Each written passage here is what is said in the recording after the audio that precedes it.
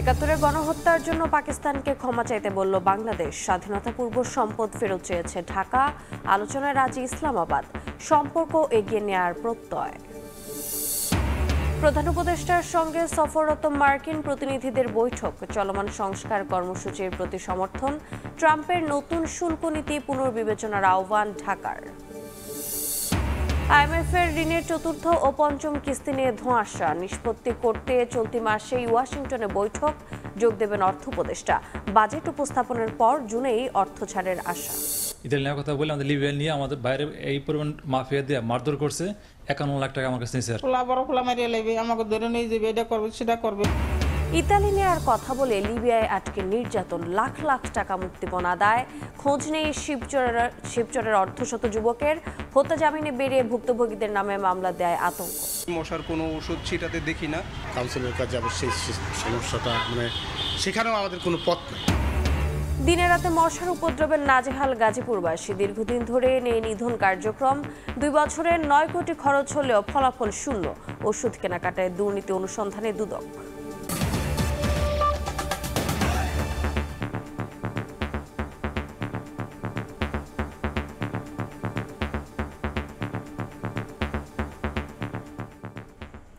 ভোরের সময়ের সঙ্গে আছি আমি রোজা চৌধুরী।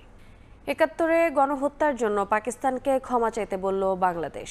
এছাড়া স্বাধীনতাপূর্ব সম্পদ হিসেবে $420 কোটি ফেরত চেয়েছে ঢাকা। এ নিয়ে ইসলামাবাদ আলোচনায় রাজি হয়েছে বলে জানিয়েছেন পররাষ্ট্র সচিব মোহাম্মদ জসিমউদ্দিন। পররাষ্ট্র সচিব পর্যায়ের বৈঠকে পাকিস্তান বাংলাদেশ সম্পর্ক এগিয়ে নেয়ার প্রত্যয় ব্যক্ত করেন দুই দেশের সচিব। এদিকে প্রধান উপদেষ্টার সঙ্গেও বৈঠক করেন পাকিস্তানের পররাষ্ট্র সচিব আমনা বালুচ। বিস্তারিত জুম্মান সাদিক জ্যাভলিনের প্রতিবেদনে। ইসলামাবাদ থেকে ঢাকা মাঝে 1.5 দশকের ব্যবধান। রাষ্ট্রীয় অতিথি ভবন পদ্মায় পাকিস্তানের পররাষ্ট্র সচিব আমনা বালুচের সঙ্গে বৈঠকে বাংলাদেশের পররাষ্ট্র সচিব। দুদেশের স্থবির সম্পর্ককে এগিয়ে নিতে আলোচনা হয়েছে বিস্তর। গুরুত্ব পেয়েছে দ্বিপাক্ষিক বাণিজ্য বৃদ্ধি। এছাড়াও আলোচনার টেবিলে ছিল যোগাযোগ, পরিবহন, শিক্ষা ও কৃষিসহ অন্যান্য ইস্যু। তবে নড়বড়ে সম্পর্ককে মজবুত ভিত্তির ওপর দাঁড় করাতে চাইলে আগে নিষ্পত্তি করতে হবে অমীমাংসিত অতীত। ইসলামাবাদকে স্পষ্ট বার্তা ঢাকার। বাংলাদেশের সাথে পাকিস্তানের সম্পর্ক এখন যে জায়গায় দাঁড়িয়েছে, সাম্প্রতিককালে উচ্চ পর্যায়ের যোগাযোগ এবং বিভিন্ন ক্ষেত্রে আমাদের যে সহযোগিতার কারণে সেটিকে একটা শক্ত ভিত্তির উপর দাঁড় করাতে গেলে আমাদেরকে এই অমীমাংসিত বিষয়গুলো মীমাংসা আসল প্রয়োজন। একাত্তরের গণহত্যার জন্য ক্ষমা চাওয়ার পাশাপাশি অবিভক্ত পাকিস্তানের হিস্সা হিসেবে প্রাপ্য $4.2 বিলিয়ন ফেরতের বিষয়টি আলোচনায় তুলেছে বাংলাদেশ। ক্ষমা চাওয়ার নিয়ে যে কৌশল, দেখেন আমরা আমাদের দিক থেকে আমাদের অবস্থানটা তুলে ধরেছি এবং কূটনীতির কাজটাই হচ্ছে যে আমাদের অবস্থানটাকে তুলে ধরে সেটা নিয়ে এগিয়ে যাওয়া। এখানে বিষয়টা এরকম না যে আমি তোলার পরে তারা সেটাকে আলোচনার মধ্যে রাখতে চান নাই। তারা বলেছে যে তারা এ নিয়ে ভবিষ্যতে আলোচনা অব্যাহত রাখতে চান। Deputy chairman of planning commission বাংলাদেশের, তার একটা হিসাব অনুযায়ী $4,000 মিলিয়ন আর আরেকটা হিসেবে বলা আছে $4.32 বিলিয়ন। আমরা আজকে আলোচনায় এই ফিগারটাই বলেছি। এটা একটা। আরেকটা হচ্ছে যে 1970 সালে নভেম্বরে যে ভয়াবহ ঘূর্ণিঝড় হয়, সেখানে বিভিন্ন বিদেশি রাষ্ট্র এবং এজেন্সি $200 মিলিয়ন সমপরিমাণ অর্থ দান করেছিল। সেটারও আমরা এই বৈঠকে হিস্সা দিয়েছি। তবে সম্পর্কের গভীরতা কতটুকু হবে তা এখনও নির্ভর করছে পাকিস্তানের ওপরই। পররাষ্ট্র উপদেষ্টার সঙ্গে বৈঠকের পর মন্ত্রণালয় থেকে বের হওয়ার আগে গণমাধ্যমে বলা নাইস শব্দটা অবশ্য ইতিবাচক কিছুর ইঙ্গিতই দিচ্ছে। এদিকে পররাষ্ট্র মন্ত্রণালয় থেকে সরাসরি প্রধান উপদেষ্টা ডক্টর ইউনূসের সঙ্গে সাক্ষাতে যমুনায় যান আমনা বালুচ। এ সময় নানা প্রতিবন্ধকতা থাকলেও তা উতরে দুই দেশের সম্পর্ককে এগিয়ে নিতে বাণিজ্যিক যোগাযোগে গুরুত্ব দেওয়ার আহ্বান জানান প্রধান উপদেষ্টা। জুম্মান সাদিক জ্যাভলিন, সময় সংবাদ, ঢাকা। বাংলাদেশে চলমান সংস্কার কর্মসূচির প্রতি সমর্থন প্রকাশ করেছেন সফররত 2 মার্কিন উপসহকারী পররাষ্ট্রমন্ত্রী। বৃহস্পতিবার সন্ধ্যায় প্রধান উপদেষ্টার সঙ্গে সাক্ষাতে এ সমর্থন জানান তারা। রোহিঙ্গাদের নিজ দেশে ফেরানোর অগ্রগতির জন্য প্রধান উপদেষ্টাকে ধন্যবাদ জানান মার্কিন প্রতিনিধিরা। এ সময় ট্রাম্প প্রশাসনের সঙ্গে ঘনিষ্ঠভাবে কাজের ব্যাপারে অন্তর্বর্তী সরকারের প্রতিশ্রুতি পুনর্ব্যক্ত করেন প্রধান উপদেষ্টা।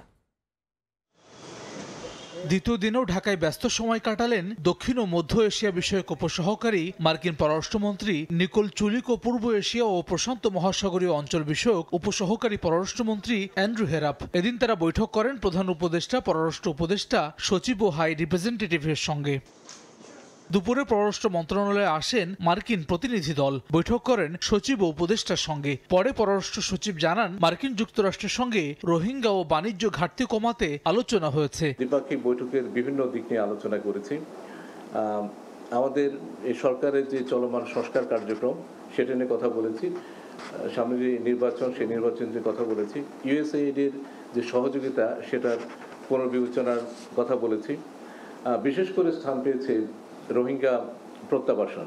পরে সন্ধ্যায় যমুনায় প্রধান উপদেষ্টা ডক্টর মোহাম্মদ ইউনূসের সঙ্গে সাক্ষাৎ করেন বাংলাদেশে সফররত দুই মার্কিন উপসহকারী পররাষ্ট্রমন্ত্রী। এ সময় চলমান সংস্কার কর্মসূচির প্রতি সমর্থন প্রকাশ করেন তারা। মার্কিন কর্মকর্তারা রোহিঙ্গাদের আশ্রয় দেওয়ায় বাংলাদেশের উদারতা এবং তাদের নিজ দেশে ফেরাতে অগ্রগতির জন্য প্রধান উপদেষ্টা অধ্যাপক মোহাম্মদ ইউনূসের প্রতি ধন্যবাদ জানান। এ সময় 1,80,000 রোহিঙ্গাকে প্রত্যাবর্তনের জন্য মিয়ানমার সরকারের সিদ্ধান্তকে গুরুত্বপূর্ণ অগ্রগতি বলে অভিহিত করেন প্রধান উপদেষ্টা। ট্রাম্প প্রশাসনের সঙ্গে ঘনিষ্ঠভাবে কাজ করার জন্য অন্তর্বর্তীকালীন সরকারের প্রতিশ্রুতি পুনর্ব্যক্ত করেন প্রধান উপদেষ্টা। বৈঠকে বাংলাদেশের জাতীয় নিরাপত্তা উপদেষ্টা ডক্টর খলিলুর রহমান এবং ঢাকায় নিযুক্ত মার্কিন মিশনের প্রধান ট্রেসি অ্যান্ড জ্যাকবসন উপস্থিত ছিলেন। হাসান ওয়ালি, সময় সংবাদ, ঢাকা।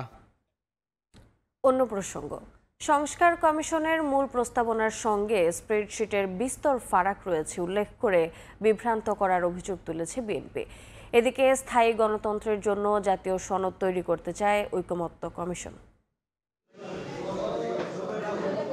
জুলাই গণঅভ্যুত্থানের পর রাষ্ট্র মেরামতের সংস্কার প্রস্তাব রাজনৈতিক দলগুলোর সঙ্গে দফায় দফায় আলোচনা। জাতীয় ঐক্যমত কমিশন গঠনের পর 2 দফায় বিএনপির সঙ্গে বৈঠক হয়। তারই ধারাবাহিকতায় জাতীয় সংসদের এলডি হলে কমিশনের সঙ্গে বৈঠক করতে আসেন বিএনপির 5 সদস্যের প্রতিনিধি দল। নেতৃত্ব দেন দলটির স্থায়ী কমিটির সদস্য নজরুল ইসলাম খান। আর কমিশনের সভাপতিত্ব করেন সহসভাপতি অধ্যাপক আলী রিয়াজ।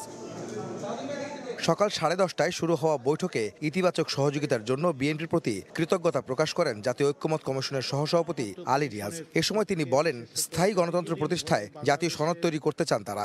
গণতান্ত্রিক সংগ্রামের ক্ষেত্রে বাংলাদেশ জাতীয়তাবাদী দলের একটা বিশাল ভূমিকা রয়েছে। সংবিধান সংস্কার কমিশনের দায়িত্ব পালনকালেও আমরা বাংলাদেশ জাতীয়তাবাদী দলের পক্ষ থেকে যে সহযোগিতা পেয়েছি তার জন্য এই সুযোগে আমি আবার ধন্যবাদ জানাতে চাই।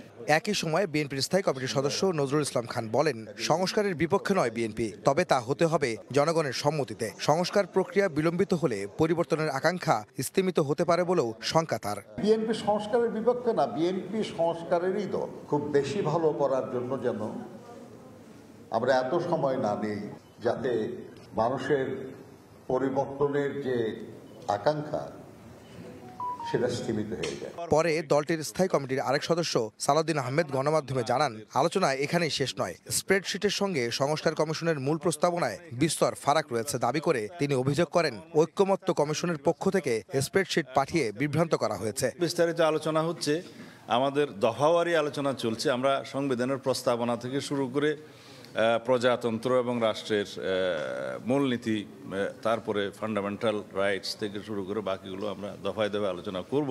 সংবিধান সংশোধনের বিষয়ে যে সমস্ত মৌলিক প্রস্তাবাবলী ওনারা দিয়েছেন সেই বিষয়ে আমরা আলাপ আলোচনার মাধ্যমে চেষ্টা করব একটা জায়গায় আসার জন্য। জুনে শেষ হচ্ছে জাতীয় ঐক্যমত কমিশনের মেয়াদ। নির্দিষ্ট সময়ের মধ্যে রাজনৈতিক দলগুলোর ঐক্যমত্যের ভিত্তিতে জুলাই সনদ তৈরি করতে চায় এই কমিশন। দীর্ঘদিন ধরে বাংলাদেশে। আহমেদ সালেহিন, সময় সংবাদ, ঢাকা। সংস্কার ছাড়া দেশে কোনো নির্বাচন কাজে আসবে না বলে ইইউকে জানিয়েছেন জামায়াতে ইসলামের আমির ডক্টর শফিকুর রহমান। তাই বর্তমান সরকারকে তাদের কাজে সহযোগিতা করতে রাজনৈতিক দলগুলোকে এগিয়ে আসার আহ্বান তার। সম্প্রতি ইউরোপীয় ইউনিয়নের আমন্ত্রণে বেলজিয়ামের ব্রাসেলস সফর করেন জামায়াত ইসলামের আমির ডক্টর শফিকুর রহমান সহ দলটির 5 সদস্যের প্রতিনিধি দল। এ বিষয়ে বিস্তারিত তুলে ধরতে বৃহস্পতিবার রাজধানীর গুলশানে দ্য ওয়েস্টিনে সংবাদ সম্মেলনের আয়োজন করা হয়। সংস্কার ছাড়া নির্বাচন দেওয়া হলে সেই নির্বাচন কাজে আসবে না জানিয়ে জামাত আমির জানান, অতিরিক্ত সময় যাতে না নেওয়া হয় সে বিষয়েও খেয়াল রাখতে হবে। আরেকটি প্রশ্নবিদ্ধ নির্বাচন জামাত চায় না বলে ইউরোপীয় ইউনিয়নকে জানানো হয়েছে বলেও জানান তিনি। আমরা বলেছি যে এই সংস্কারগুলো সাধন না করে যে নির্বাচন হবে এই নির্বাচন গণতন্ত্রের কোনো ভিত্তি রচনা করতে পারবে না। খুনের দায় যাদের, তাদেরকে বিচারের আওতায় এনে দৃশ্যমান বিচার এই জাতিকে দেখাতে হবে। যে রাজনৈতিক দলগুলোকে পরস্পরকে সম্মান করার পরিবেশ সৃষ্টি করতে হবে। আমি জিতে গেলে নির্বাচন সুষ্ঠু, হেরে গেলে দুষ্ট, এই মানসিকতা থেকে বের হয়ে আসতে হবে। লন্ডনে বেগম খালেদা জিয়ার সঙ্গে সাক্ষাতের বিষয়ে তিনি বলেন, শুধু বিএনপি চেয়ারপারসনকে শারীরিক অবস্থার খোঁজ খবর নিতেই বেলজিয়াম থেকে লন্ডনে যান। সেখানে রাজনৈতিক বিষয় নিয়ে আলোচনা হয়েছে বলেও জানান জামাত আমির। আমাদের মূল উদ্দেশ্যই ছিল ওনাকে দেখা। আমরা দুই দলের দায়িত্বশীল নেতৃবৃন্দ এক জায়গায় বসবার রাজনীতির কোনো কথা হবে না, এটা কি বাস্তব? এটা বাস্তব না। কথা তো হয়েছে, কিন্তু আমরা সুনির্দিষ্ট কোনো বিষয়ে কথা বলিনি। কখন নির্বাচন হবে, কিভাবে নির্বাচন হবে, বিচার প্রক্রিয়া কিভাবে হবে না হবে, বিভিন্ন বিষয় নিয়ে আমরা সাধারণ আলোচনা করেছি। ডাক্তার শফিকুর রহমান জানান, এই সফরের লক্ষ্য ছিল ইউ এর সঙ্গে সম্পর্ক ঘনিষ্ঠ করা।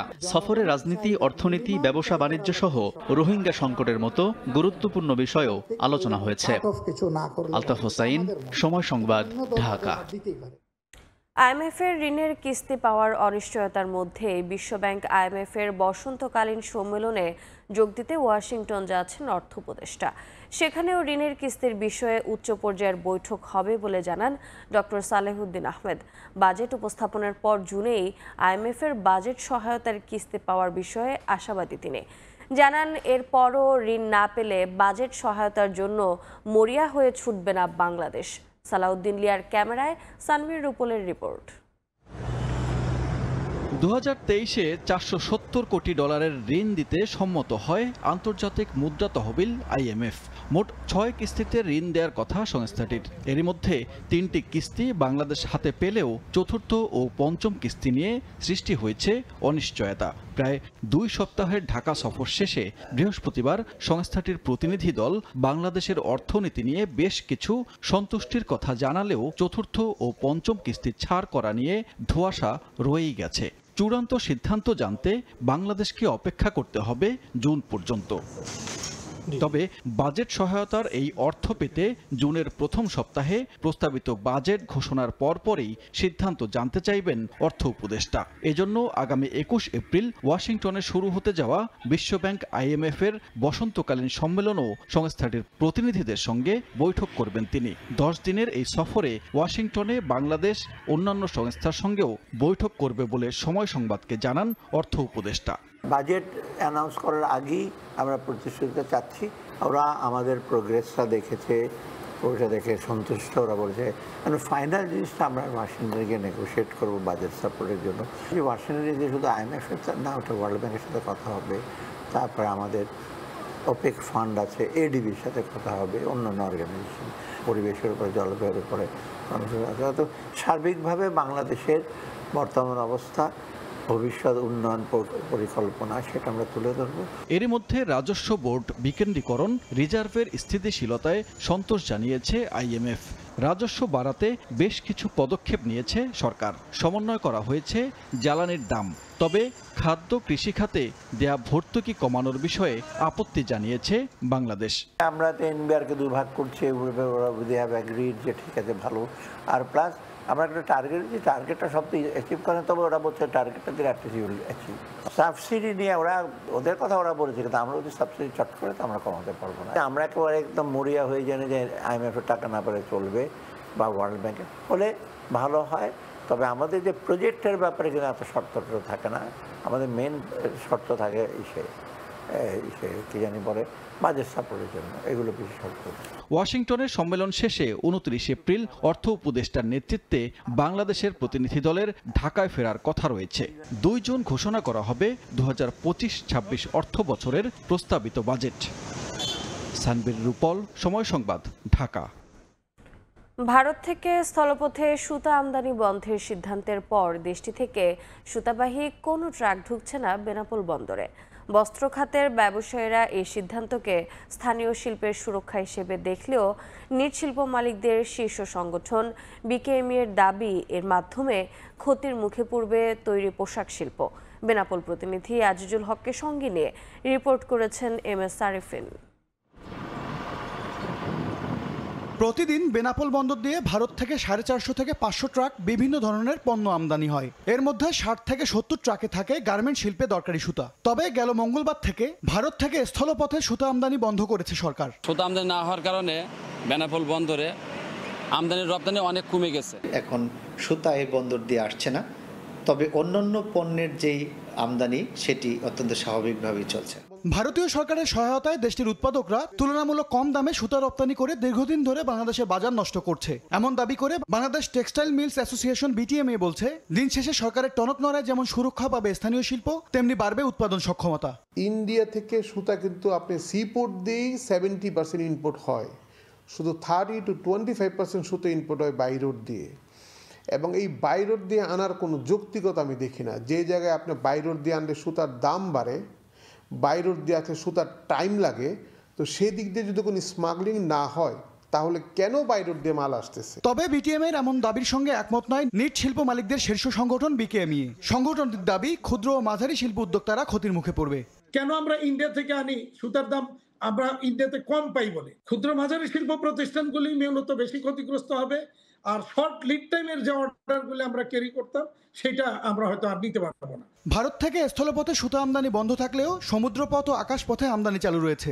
আর গত 11 এপ্রিলের আগে ভারত থেকে স্থলপথে সুতা আমদানির জন্য খোলা ঋণপত্রের বিপরীতে স্থলবন্দর দিয়েই ওই সুতার চালান আনতে পারবেন আমদানিকারকরা। MS আরিফিন, সময় সংবাদ, ঢাকা। নেয়ার কথা ইতালি, কিন্তু লিবিয়ার বন্দিশালায় আটকে চালানো হয় পাশবিক নির্যাতন। ভিডিও কলে পরিবারের কাছে চাওয়া হয় মুক্তিপণ। ভিটেমাটি বিক্রি আর চড়ার সুদে লাখ লাখ টাকা মাফিয়াদের হাতে তুলে দিলেও খোঁজ মিলছে না মাদারীপুরের শিবচরের অর্ধশত যুবকের। হোতা আবুল কালাম মুন্সি গ্রেফতারের পর জামিনে বেরিয়ে ভুক্তভোগীদের বিরুদ্ধে মামলা দিয়ে হয়রানি করায় বাড়ছে আতঙ্ক। এ ঘটনার দৃষ্টান্তমূলক শাস্তি দাবি করেছেন স্বজন ও এলাকাবাসী। পুলিশ বলছে, মানব পাচার মামলায় অভিযুক্তদের বিরুদ্ধে আদালতে শিগগিরই দেওয়া হবে অভিযোগপত্র। সঞ্জয় কর্মকার অভিজিতের রিপোর্ট, ছবি তুলেছেন শাহাদাত আকন। মাদারীপুরের শিবচরের নীলক্ষী ইউনিয়নের দক্ষিণ চর কামারকান্দি গ্রামের দুবাই প্রবাসী মাসুদ মোল্লা মুঠোফোনে যোগাযোগের পর ছোট ভাই সোহাগ মোল্লাকে সরাসরি ইতালি পাঠাতে দালাল চক্রের সঙ্গে চুক্তি হয় 14 লাখ টাকায়। 1 বছর আগে সোহাগকে প্রথমে শ্রীলঙ্কা, মিশর, পরে সবশেষ নিয়ে যাওয়া হয় লিবিয়ায়। সেখানে মাফিয়াদের বন্দিশালায় আটকের পর নির্যাতন চালালে কয়েক দফা মুক্তিপণের 45 লাখ টাকা দিলেও খোঁজ নেই সোহাগের। মামলায় 2 মাস জেল খাটছে, জেল খেটে জামিনে বেরিয়ে এসে আমাদের নামে উল্টা মামলা করতেছে। দালালে ওই যে পোলা বড় পোলা মারিয়া লাগবে, আমাকে ধরে নিয়ে যাবে, এটা করবে সেটা করবে, মানে এই নাই নানান খালি হুমকি দুমকি দিতে আছে। শুধু সোহাগ মোল্লাই নয়, শিবচর উপজেলার সোহেল আহমেদ, মাসুম মুন্সি সহ অর্ধশত যুবক ভাগ্য বদলের আশায় ইতালির উদ্দেশ্যে বাড়ি ছেড়ে একইভাবে এখন জিম্মি লিবিয়ায়। কারো কারো খোঁজ মিলছে না 2 মাস ধরে, যোগাযোগ নেই পরিবারের সঙ্গে। স্বজনদের অভিযোগ, মানব পাচার চক্রের সক্রিয় সদস্য সদর উপজেলার ধুরাইল ইউনিয়নের হোসেনেরহাট এলাকার আবুল কালাম মুন্সি ও তার সহযোগীদের প্রলোভনেই ঘটছে এমন ঘটনা। একাধিক মামলা হলে কালামকে গ্রেপ্তার করে গোয়েন্দা পুলিশ, পরে জামিনে বেরিয়ে ভুক্তভোগীদের উল্টো মামলা দিয়ে হয়রানি করায় বাড়ছে আতঙ্ক। ইতালি নেওয়ার কথা বলে আমাদের লিবিয়া নিয়ে আমাদের বাইরে এই পরিমাণ মাফিয়া দিয়ে মারধর করছে।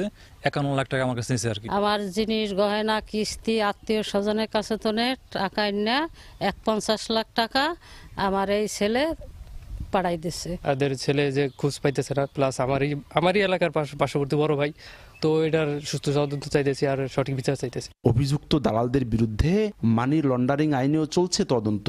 কাজ করছে গোয়েন্দা পুলিশের পাশাপাশি সিআইডিও। আমরা আসামি গ্রেফতার করছি এবং আসামিদের সাথে যারা সহযোগী রয়েছে তাদেরও গ্রেফতারের প্রচেষ্টা চলমান রয়েছে। এছাড়াও তাদের আর্থিক যে উৎস রয়েছে সেটার অনুসন্ধানের জন্য সিআইডিতে আমরা রিপোর্ট প্রেরণ করি। ভুক্তভোগীরা জানিয়েছেন, মুক্তিপণের অধিকাংশ টাকা এজেন্ট ব্যাংকিং এর মাধ্যমে লেনদেন করেন। অভিযুক্ত আবুল কালাম মুন্সি শিবচরের লপ্ত সরকারের চর গ্রামের হায়দার মুন্সির ছেলে। এ ব্যাপারে প্রধান অভিযুক্তের বাড়িতে গিয়ে তাকে পাওয়া যায়নি। ব্যবহৃত মুঠোফোনও বন্ধ রয়েছে। সঞ্জয় কর্মকার, অভিজিৎ, সময় সংবাদ, মাদারীপুর। সমৃদ্ধ ইতিহাস নিয়ে বুড়িগঙ্গা তীরে দাঁড়িয়ে মুঘল আমলের বহু স্থাপত্যশৈলী, আহসান মঞ্জিল, লালবাগ কেল্লা সহ প্রাচীন স্থাপনাগুলোর সঙ্গে জড়িয়ে আছে 400 বছরের ইতিহাস। ধ্রুব ব্যানার্জির রিপোর্ট।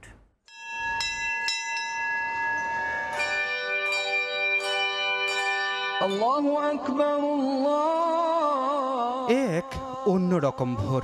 পুরান ঢাকার কাশবাবটুলি থেকে তারা মসজিদ ভেসে আসে আজানের ধ্বনি। আরমানিটোলার আর্মেনিয়াম চার্চ থেকে লালবাগের ঢাকেশ্বরী বাজে ঘণ্টার ধ্বনি। জানান দেয় এ শহর কারো একার নয়, এ শহর সবার সম্প্রীতির। 400 বছর ঘড়ির কাঁটার হিসেবে 1,46,000 দিন। এত দিনে বদলেছে ঢাকা, পরিবর্তিত হয়েছে জীবনযাত্রা।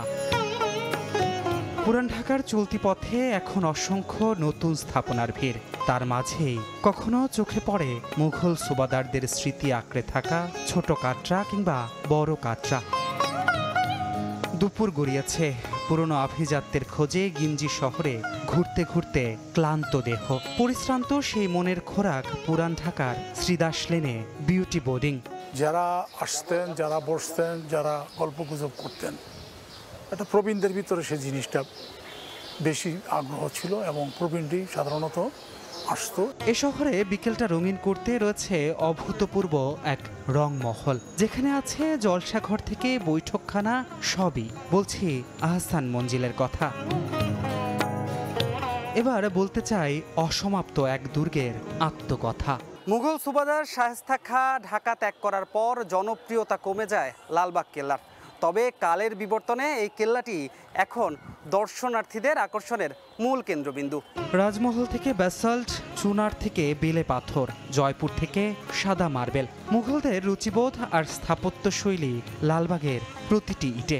আগের যে আমাদের অবিভক্ত বাংলা বা আগে আমরা ভারতবর্ষ যদি ধরি, তাহলে কিন্তু পুরান ঢাকার বাইরে আর ঢাকা নাই। পুরান ঢাকার অলিগলি থেকে পুরনো কংক্রিটের দেয়াল সবই যেন ভুলে যায় বাংলার সমৃদ্ধ ইতিহাস আর শান শৌকতের গল্প। ধ্রুব ব্যানার্জি, সময় সংবাদ, ঢাকা। ফুটপাথহীন সংকীর্ণ রাস্তা, জরাজীর্ণ ভবন সহ নানা সমস্যায় জর্জরিত পুরান ঢাকা। স্থায়ী সমাধানে ডিটেল এরিয়া প্ল্যান করা হলেও হয়নি বাস্তবায়ন। আল আমিন তুষারের রিপোর্ট। জরাজীর্ণ ভবন, সংকীর্ণ রাস্তাঘাট, ঝুঁকিপূর্ণ বিদ্যুৎ সংযোগ, ভূমিকম্প এবং অগ্নি দুর্ঘটনার উচ্চ ঝুঁকি। বলছি 52 বাজার, 53 গলির অপরিকল্পিত আবাসিক ও বাণিজ্যিক এলাকা পুরান ঢাকার কথা।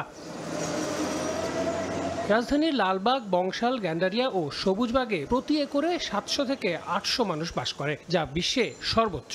এখানে মাত্র 1 কাঠা 2 কাঠা জমিতেই অপরিকল্পিতভাবে ইমারত নির্মাণ বিধিমালার তোয়াক্কা না করেই গড়ে উঠেছে অসংখ্য বহুতল ভবন। পাশাপাশি ভবনের দেয়ালগুলোকেও যেন আলাদা করা দায়। আলো বাতাস ঢোকারই ব্যবস্থা যেখানে নেই, সেখানে অগ্নিকাণ্ডে দ্রুত ফায়ার সার্ভিস কিংবা জরুরি কাজে অ্যাম্বুলেন্স পৌঁছতে পারার সম্ভাবনা কতটা?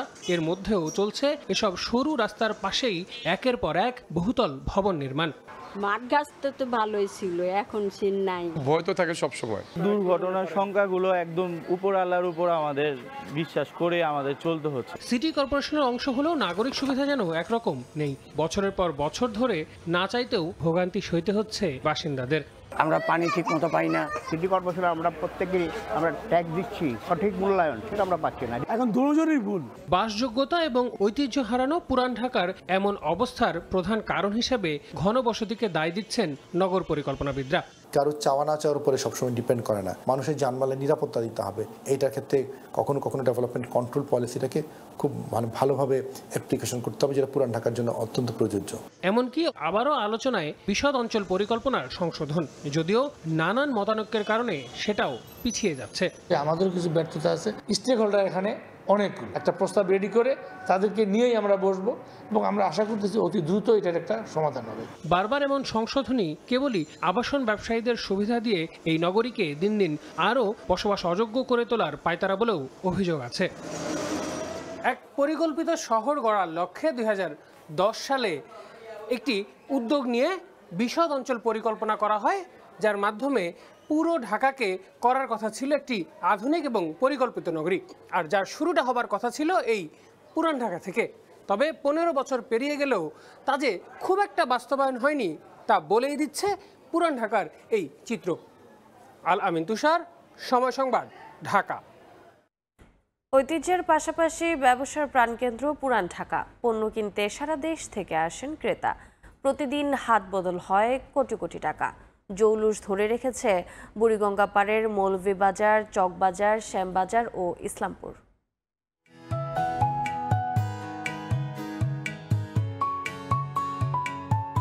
দেশের অন্যতম শীর্ষ পাইকারি ব্যবসার কেন্দ্র রাজধানী ঢাকার মৌলভীবাজার। পুরান কেন্দ্রীয় কারাগারের পাশেই এর অবস্থান। এই ভোগ্যপণ্যের বাজারের গোড়াপত্তন হয় 200 বছর আগে। প্রতিদিন প্রায় 50,000 লোকের সমাগম হয় এখানে, আর হাত বদল হয় কয়েকশো কোটি টাকার পণ্য। সময়ের ব্যবধানে চালের ব্যবসা বাবুবাজার বাদামতলিতে, পেঁয়াজ, রসুন ও আদা শ্যামবাজারে, আর রহমতগঞ্জে সরে গেছে এখানকার ডালের ব্যবসা। তবে ভোজ্য তেল, চিনি, মশলা ও গুঁড়ো দুধের ব্যবসার জৌলস এখনো ধরে রেখেছে ঢাকার ব্যস্ততম এই বাজার। আমি 12 বছর বয়সে এখানে মৌলভীবাজার আসছি। তো আগে ছিল টিনের গড়নে, মৌলভীবাজারের ব্যবসা কমেনি। এই ব্যবসার লগে জড়িত প্রায় 50-60 বছর। সর্বোপরি পুরো বাংলাদেশ। মৌলভীবাজারের পাশেই চকবাজার। মুঘল আমলে গোড়াপত্তন হওয়া চকবাজারের ইফতারি পণ্যের খ্যাতি দেশ জুড়ে।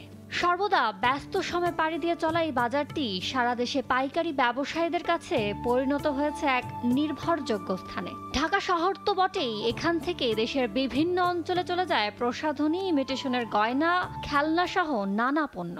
সারা বাংলাদেশে সব জায়গায় খেলনাগুলো যায়। আগে যেমন চানার থেকে অধিকাংশ আসতো, বাংলাদেশে বড় বড় ফ্যাক্টরি হয়ে গেছে। সম্পর্ক ভালো হইলে কিছু পাড়াই নগদ, কিছু বাকি দেই।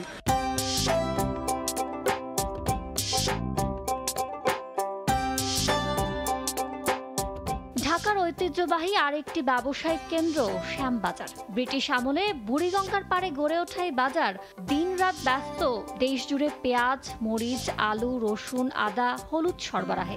আগে এক সময় সারা বাংলাদেশে যেত, কিন্তু এখন অন্য অন্য জায়গায় আরো থাকার কারণে দূরের ডিস্ট্রিক্টে একটু কম যায়। বাপ চাচারা তাদের থেকেই এই ব্যবসাটা এখন পর্যন্ত আসছে। লাভটা কম হইলেও মানে সেলটা বেশি হয়।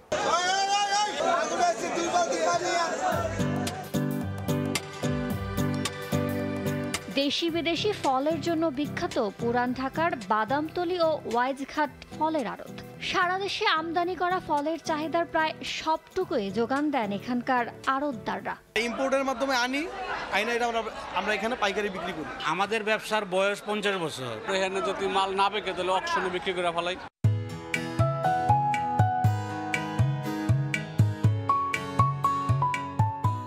বছরের পুরনো ঢাকায় এখনো একই আমেজ নিয়ে টিকে আছে যে কয়েকটি স্থান। এর মধ্যে অন্যতম ইসলামপুর। আরব্য ধাঁচের বাজার থেকে পরিণত হয়েছে কাপড়ের এক বিশাল ব্যবসায়িক কেন্দ্রবিন্দুতে। আমাদের ইসলামপুর থেকে সমস্ত বাংলাদেশে এগুলো পাইকারি সেল করা হয়। কেউ চেকে নেয়, কেউ নগদে নেয়। ব্যবসা যতদিন থাকবে বিশ্বাসটা এটা করতেই হবে। প্যান্ট শার্টের পিস মূলত কিনি এবং খুচরা বেশি। পুরান ঢাকার ঐতিহ্যবাহী বাণিজ্যিক কেন্দ্রগুলোতে দৈনিক শত কোটি টাকার যে ব্যবসা হয়, তার বেশিরভাগ ক্ষেত্রে পাকা খাতা সংরক্ষণ করার পাশাপাশি ব্যবসায়িক লেনদেনে দেওয়া জবান রক্ষাকে বেশি গুরুত্ব দেন ব্যবসায়ীরা। এখানের ব্যবসা প্রতিষ্ঠানগুলোতে এলেই বোঝা যায় বিশ্বাসে বাড়ে ব্যবসার পরিসর, আস্থার বন্ধনে অটুট হয় ক্রেতা বিক্রেতার সম্পর্ক। ইয়ানুর শিফাত, সময় সংবাদ, ঢাকা।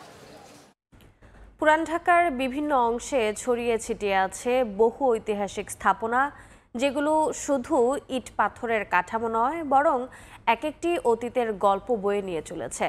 এমনই একটি ঐতিহ্যবাহী স্থান নবাববাড়ি পুকুর। প্রায় 2 শতাব্দী পুরনো এই পুকুর একসময় ছিল নবাব পরিবারের ব্যবহারের জন্য, কিন্তু এখন এটি স্থানীয়দের জন্য বিনোদনের জায়গা। মোবারক হোসেন শুভকে সঙ্গে নিয়ে আবুল কালাম আজাদ এবং সেলিম আহমেদের ক্যামেরায় বিস্তারিত জানাচ্ছেন শবনব নিবিড়।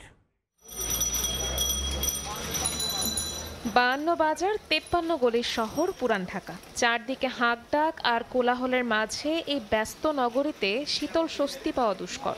ঢাকাবাসীর স্বস্তির আশ্রয় ইসলামপুরের ঐতিহ্যবাহী নবাববাড়ি পুকুর। প্রায় 200 বছর ধরে এটি গোসল, সাঁতার আর অবসরের জায়গা হয়ে আছে সাধারণ মানুষের জন্য।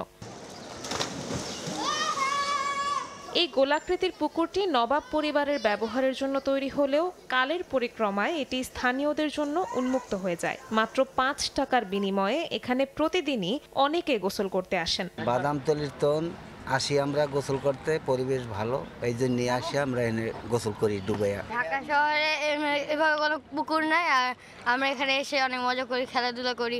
এই এলাকা যারা আমরা বসবাস করি আমাদের একটি করবেন যে এটা আমাদের একটা অক্সিজেন। আব্দুল আলিমের আমলে নবাবদের স্ত্রীরা ছিল, ওনারা গোসল করার জন্য আসতো। তখন এটা খুবই ছোট ছিল, তো এটা ওনার আমলে উনি সুন্দর করে লোক লাগিয়ে সুন্দর করে একটা গোল শেপের মধ্যে এটা কাটা হয়েছিল। তো তখন থেকে এটার নাম মানুষ বলতো, লোকে মুখে প্রচলিত যে গোলতালাব গোলতালাব। ঐতিহাসিক এই পুকুরের চারপাশে সারি সারি নারকেল গাছ আর পুরনো স্থাপত্য শৈলীর ঘাটলা এঁকে দিয়েছে অন্যরকম সৌন্দর্য। তবে একাধিক মামলার জটিলতা ও নবাব পরিবারের অভ্যন্তরীণ বিরোধের কারণে পুকুরটি দীর্ঘদিন অরক্ষিত ছিল। বাপদাদা আমলের পুকুরটা অনেক বছরের, নব ফ্যামিলি, এটা আমরা এটা বাঁচায় রাখছি, এটা আমাদের ঐতিহ্য, এটা আমাদের। সংস্কারের অভাবে ধীরে ধীরে পুকুরের পরিবেশ কিছুটা নষ্ট হচ্ছে বলে মনে করছেন স্থানীয়রা।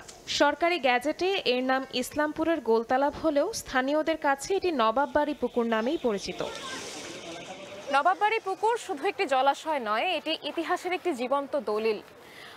সময়ের বিবর্তনে অনেক কিছু বদলেছে, শুধু বদলায়নি এই পুকুরের নবাবী আমলের ঐতিহ্য বহন করে চলা। আর এই ঐতিহ্য রক্ষার্থে প্রয়োজন সকলের সচেতনতা এবং সুউদ্যোগ। নবাববাড়ি পুকুর থেকে শবনব নিবিড়, সময় সংবাদ, ঢাকা।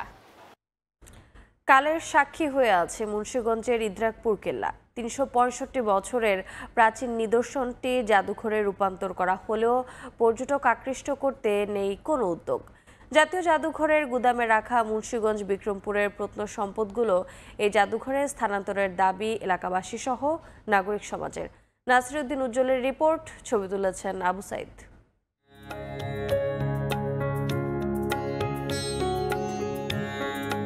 ইদ্রাকপুর কেল্লা, এই জলদুর্গ ঘিরে বর্তমান জেলা শহর মুন্সিগঞ্জে জনবসতি শুরু হয়। রাজধানী ঢাকাকে সুরক্ষা ও প্রধান নদীগুলোতে মগ পর্তুগিজ জলদস্যুদের দমন করতেই 210 ফুট দৈর্ঘ্য ও 240 ফুট প্রস্থের এই কেল্লা নির্মাণ করা হয়। সম্রাট আওরঙ্গজেবের আমলে সেনাপতি ও বাংলার সুবেদার মীর জুমলার তদারকিতে ইট, চুন ও সুরকি দিয়ে নির্মাণ হয় এই কেল্লা। খননে দুর্গের মোগল আমলে নির্মিত প্ল্যাটফর্ম, মেঝে, পানি নিষ্কাশন নালা, অস্ত্রাগার উন্মোচিত হয়। এছাড়া দুর্গটির সংস্কারের সময় ব্রিটিশ আমলে মেঝেতে বিশেষ কৌশল হিসেবে সারিবদ্ধ কলসের উপর বর্গাকার টালি, ইট বসানো অবস্থায় পাওয়া যায়। কিন্তু অযত্ন আর অবহেলায় নান্দনিক স্থাপত্য শৈলীর এই প্রাচীন নিদর্শন হুমকির মুখে।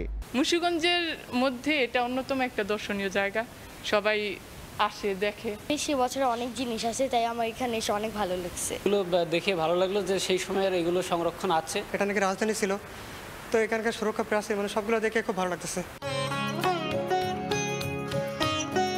কেল্লা কম্পাউন্ডে ব্রিটিশরা নির্মাণ করে কারাগার। সেই পরিত্যক্ত কারাগার ভবনটি সংস্কার করে জাদুঘর করা হয়েছে। সারা বাংলাদেশের আমাদের প্রত্নতাত্ত্বিক যে সকল সাইট রয়েছে, এখানকার কিছু আলোকচিত্র আমরা এখানে সংযোজন করেছি। আশেপাশে যে ডিসি পার্ক সহ আরও কিছু দর্শনীয় স্থান আছে, এগুলো দেখতে এসে এই ফোর্টটা আমার দেখে আনন্দিত হয়। এখানে 1660 খ্রিস্টাব্দে নির্মাণ হয় এই মোগল স্থাপত্যটি। জাদুঘরে রূপান্তর হয় 3 বছর আগে। নাসিরউদ্দিন উজ্জ্বল, সময় সংবাদ, মুন্সিগঞ্জ।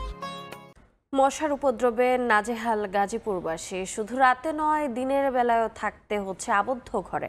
মশা মারার ওষুধ কিনতে গত 2 বছরে খরচ হয়েছে 9 কোটি টাকা, কিন্তু কোনো ফলাফল নেই। অভিযোগ আছে ওষুধ কেনার অর্থ লোপাটের। এ নিয়ে অনুসন্ধানে নেমেছে দুদক, মিলেছে প্রাথমিক সত্যতাও। জুনায়েদ রুবেলের ছবিতে মেহেদি হাসানের রিপোর্ট।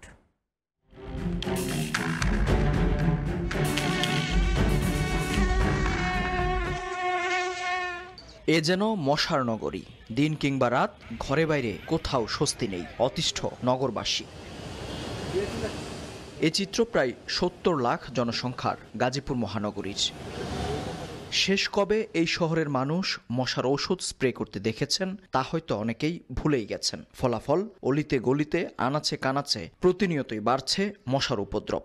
পরিস্থিতি এমন যে দিনের বেলায়ও থাকতে হচ্ছে আবদ্ধ ঘরে। গাড়িতে করে বা মোটরসাইকেলে করে ওরা মেন রুটগুলোতে মধ্যে মাঝে মধ্যে বলা যেটা শোডাউনের মতো সেখানে দিয়ে আবার ছবি উঠে ওরা রেখে দেয়। মশার কোনো ওষুধ ছিটাতে দেখি না এবং বর্তমানে মশার পরিস্থিতি ভয়াবহ আকার ধারণ করতেছে। আমরা যে কারো কাছে দুঃখ দুর্দশার কথা বলবো, কাউন্সিলের কাছে অবশ্যই সমস্যাটা সেখানেও আমাদের কোনো পথ নেই, আমরা কাউকে পাচ্ছি না। মশা নিয়ে গাজীপুরবাসীর এমন অভিযোগের শেষ নেই। রাজনীতির নানা বাঁকে ঘটে নানা ঘটনা, কর্তৃপক্ষ বদলায় কিন্তু এই পরিস্থিতির হয় না উন্নতি। এমন বাস্তবতায় এই মশাই যেন নগরীর স্থায়ী বাসিন্দা। মশা নিধনের দায়িত্বে থাকা গাজীপুর সিটি কর্পোরেশন নাকি এরই মধ্যে বহু পদক্ষেপ নিয়েছে, যার মধ্যে গেল 2 বছরে মশা মারার ঔষধ কিনতেই খরচ হয়েছে প্রায় 9 কোটি টাকা। ফলাফল ঘুরে ফিরে সে একই।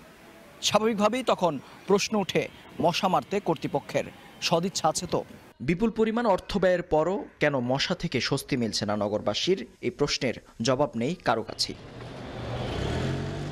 দীর্ঘদিন ধরে এই গুঞ্জন, এই ওষুধ কেনা নিয়েই নগর ভবনে চলছে শুভঙ্করের ফাঁকি। এরই মধ্যে মশা মারার নামে বিপুল পরিমাণ অর্থ লোপাটের অনুসন্ধানে নেমেছে দুর্নীতি দমন কমিশন। পাওয়া গেছে প্রাথমিক সত্যতাও। বেশ কিছু অনিয়ম এবং দুর্নীতির প্রাথমিক তথ্য পেয়েছি।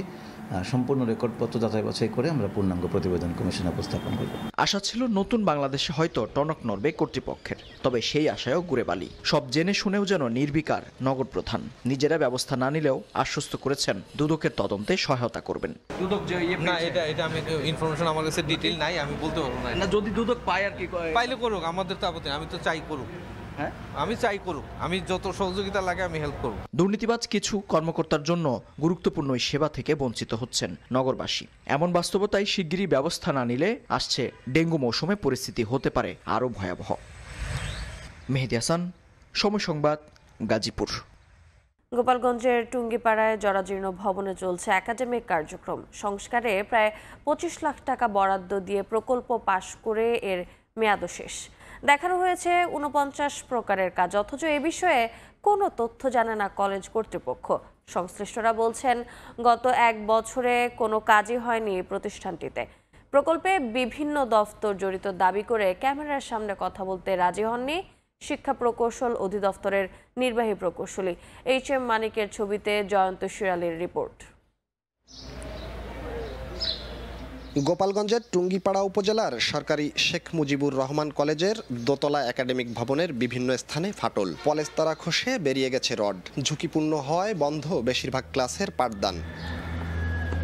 কলেজের ঝুঁকিপূর্ণ একাডেমিক ভবন ও পাশের প্রশাসনিক ভবনের সংস্কার সহ বেশ কয়েকটি কাজ এবং ক্রয়ের টেন্ডার আহ্বান করে শিক্ষা প্রকৌশল অধিদপ্তর। 2024 সালের মার্চে এ কাজের দায়িত্ব পায় ঠিকাদারি প্রতিষ্ঠান মেসার্স পিআর প্রকৌশলী। প্রকল্পে ভবনের মেরামত ও বিভিন্ন উন্নয়নে অর্থ বরাদ্দ করা হয়, অথচ একই বছরের 13 নভেম্বর প্রকল্পের মেয়াদ শেষ হলেও এ বিষয়ে কোনো তথ্য জানে না কলেজ কর্তৃপক্ষ। সংশ্লিষ্টরা বলছেন গত 1 বছরে এমন কোনো কাজই হয়নি প্রতিষ্ঠানটিতে। আমি এখানে 24 ঘন্টাই এখানে থাকি, এখানে এই ক্যাম্পাসে পাশে আমি থাকি, তা আমি এখন এই পর্যন্ত দেখিনি সরকারি কোনো কাজ। বিগত যে 1 বছরের কথা বলছেন, না এরকম কোনো রিপেয়ারিং এর কাজ কোনো কিছুই হয়নি। উপরে যে ছাদ আমরা যেখানে ক্লাস করি বেঞ্চের উপরে পুরোটাই ভাঙা, ওই উপরে ভেঙে খোয়া পাথর যেগুলো আছে ভেঙে নিচে পড়ে। প্রকল্পের খবরে অবাক সাবেক ও বর্তমান অধ্যক্ষ। এমন কোনো টেন্ডারের তথ্য তাদের জানা নেই বলে মন্তব্য তাদের। হোস্টেলের যেটা আসছে আমাদের মহিলা হোস্টেলের যে কিছু মালামাল আসছে বা কিছু ফার্নিচার আসছে, ওইটা ছাড়া আমার কোনো কাজ হয় না। আমি যেটা দেখেছি হয়তো অনেক আগের হতে পারে বা পরের হতে পারে বা ওই সময়েরও হতে পারে, এটা আমি না দেখে আমি বলতে পারবো না, আমি ডেট নিশ্চয়ই বলতে পারবো না কখনোই। এ নিয়ে কথা বলার জন্য যোগাযোগ করেও পাওয়া যায়নি ঠিকাদারি প্রতিষ্ঠানের কাউকে। আর এই প্রকল্পে বিভিন্ন দপ্তর জড়িত দাবি করে ক্যামেরার সামনে কথা বলতে রাজি হননি শিক্ষা প্রকৌশল অধিদপ্তরের নির্বাহী প্রকৌশলী। কমিটির মাধ্যমে হয়েছে, ডিসি অফিস জড়িত, এসএসএফ জড়িত, পুলিশ জড়িত, সবাই জানে এই বিষয়গুলো, এটা আমি সাক্ষাৎকার দিতে পারবো না, তাহলে আপনার কমিটির ইয়ার মাধ্যমে আসতে হবে। শিক্ষা প্রকৌশল অধিদপ্তরের তথ্য মতে কলেজটির প্রশাসনিক এবং একাডেমিক ভবন মেরামত ব্যয় ধরা হয় 24,85,150 টাকা। জয়ন্ত শিরালি, সময় সংবাদ, গোপালগঞ্জ। জেলে ও পাইকারের বেচাকেনায় সরগরম মানিকগঞ্জের তরা দেশীয় মাছের আড়ত। বেচাকেনার খবর জানাতে এই মুহূর্তে মৎস্য আড়তে আছেন রিপোর্টার মোহাম্মদ ইউসুফ আলী। সরাসরি যাচ্ছি তার কাছে। ইউসুফ, এই যে সপ্তাহ ব্যবধানে মানিকগঞ্জের এই তরা মৎস্য আড়তে কিন্তু মাছের সরবরাহ বেশ রয়েছে, যার জন্য কিন্তু দরও কমেছে। আমরা কেজি প্রতি বলছি, দর কমেছে 10 থেকে 20 টাকা পর্যন্ত প্রতি কেজিতে। তো আমরা এখানে দেখছি রুই, কাতলাটা, বোয়ালটা, ইলিশ সহ বিভিন্ন ধরনের মাছ কিন্তু এখানে এসেছে এবং বেচা কেনা হচ্ছে।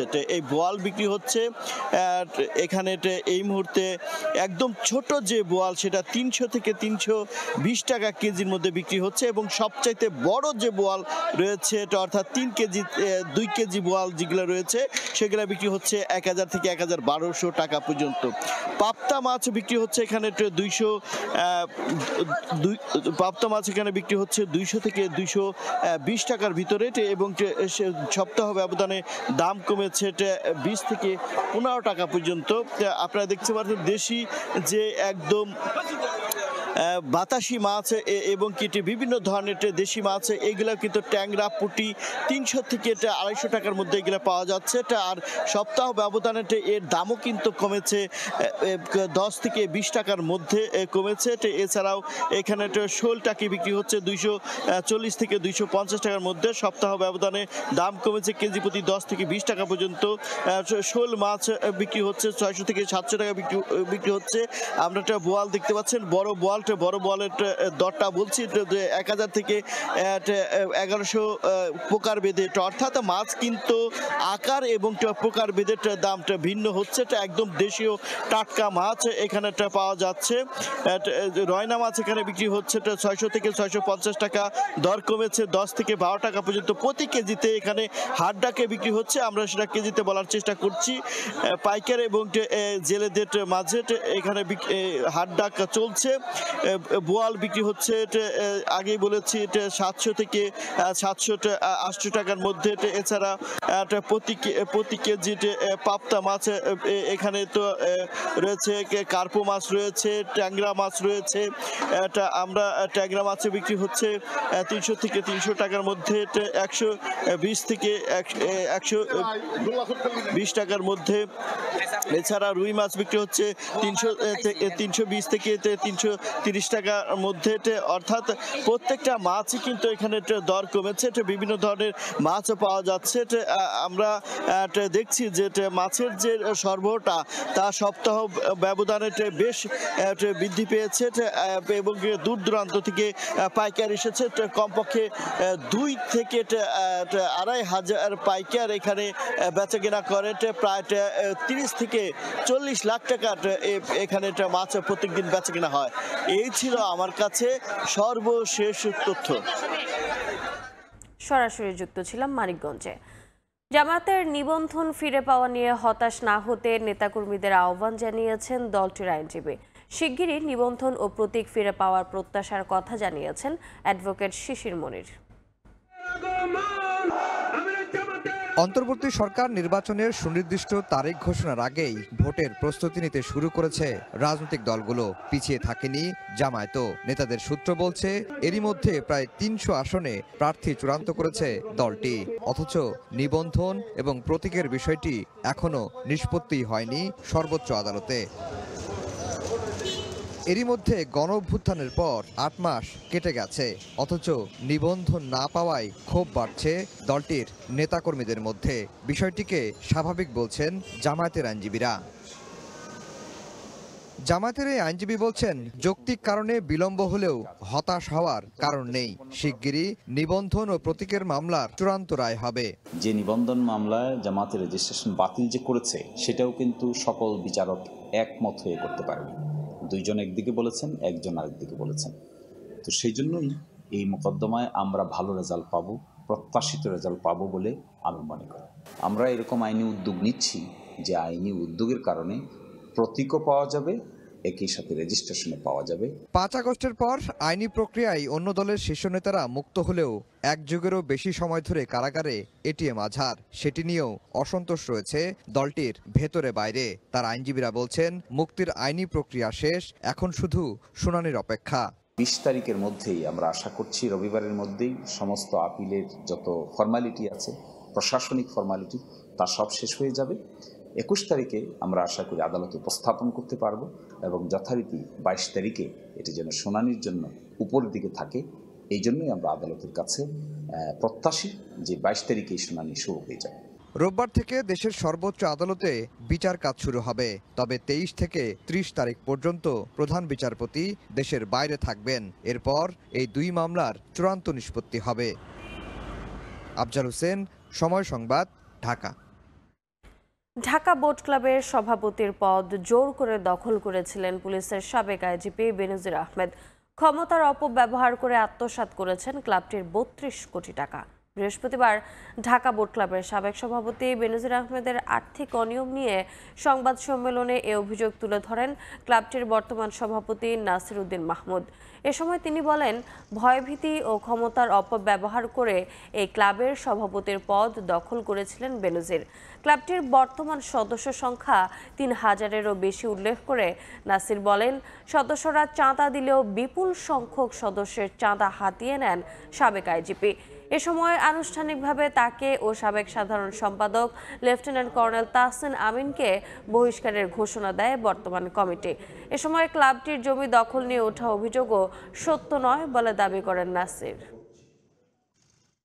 বেনজির আহমেদ ও প্রাক্তন সেক্রেটারি আরেকজন সদস্য ছিলেন ভুয়া সদস্য তাহসিন আহমেদ, ওনাদের দুজনকে আমরা বহিষ্কার করেছি এবং আমরা পরবর্তীতে আমরা আইনি ব্যবস্থা গ্রহণ করব। ওনাদের যেসব আর্থিক অনিয়ম পেয়েছি সেগুলোর জন্য বাংলাদেশের স্বনামধন্য চার্টার্ড অ্যাকাউন্ট ফার্ম হুদাবাসীকে আমরা নতুন করে আবার নিয়োগ দিয়েছি।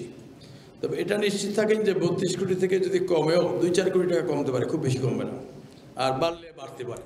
টাঙ্গাইলের ভুয়াপুরে দাখিল পরীক্ষার প্রশ্নপত্র ফাঁস ও দায়িত্বে অবহেলার অভিযোগে কেন্দ্র সচিব, পরীক্ষার্থী ও দোকানদার সহ 6 জনকে আটক করা হয়েছে। পুলিশ জানায়, বৃহস্পতিবার সকালে ভুয়াপুর ফাজিল মাদ্রাসা কেন্দ্রে গণিত পরীক্ষা অনুষ্ঠিত হচ্ছিল।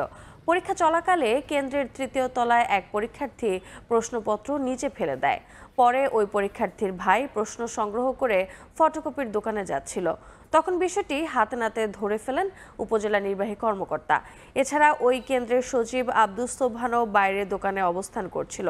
এই ঘটনায় কেন্দ্র সচিব ও পরীক্ষার্থী সহ 6 জনকে আটক করা হয়। তাদের বিরুদ্ধে মামলা করা হয়েছে। দিনাজপুরে সরকারি কমিউনিটি ক্লিনিকে স্বাস্থ্যকর্মীর পদে চাকরি পাইয়ে দেওয়ার কথা বলে টাকা হাতিয়ে নেওয়ার অভিযোগ উঠেছে Dhaka education and health foundation নামের একটি প্রতিষ্ঠানের বিরুদ্ধে। এ ঘটনায় প্রতিষ্ঠানটির জেলা কর্মকর্তাকে গ্রেফতার করা হয়েছে। কমিউনিটি ক্লিনিকে স্বাস্থ্যকর্মী নিয়োগে দুর্নীতি হলে আইনগত ব্যবস্থা নেওয়ার কথা জানিয়েছে সিভিল সার্জন।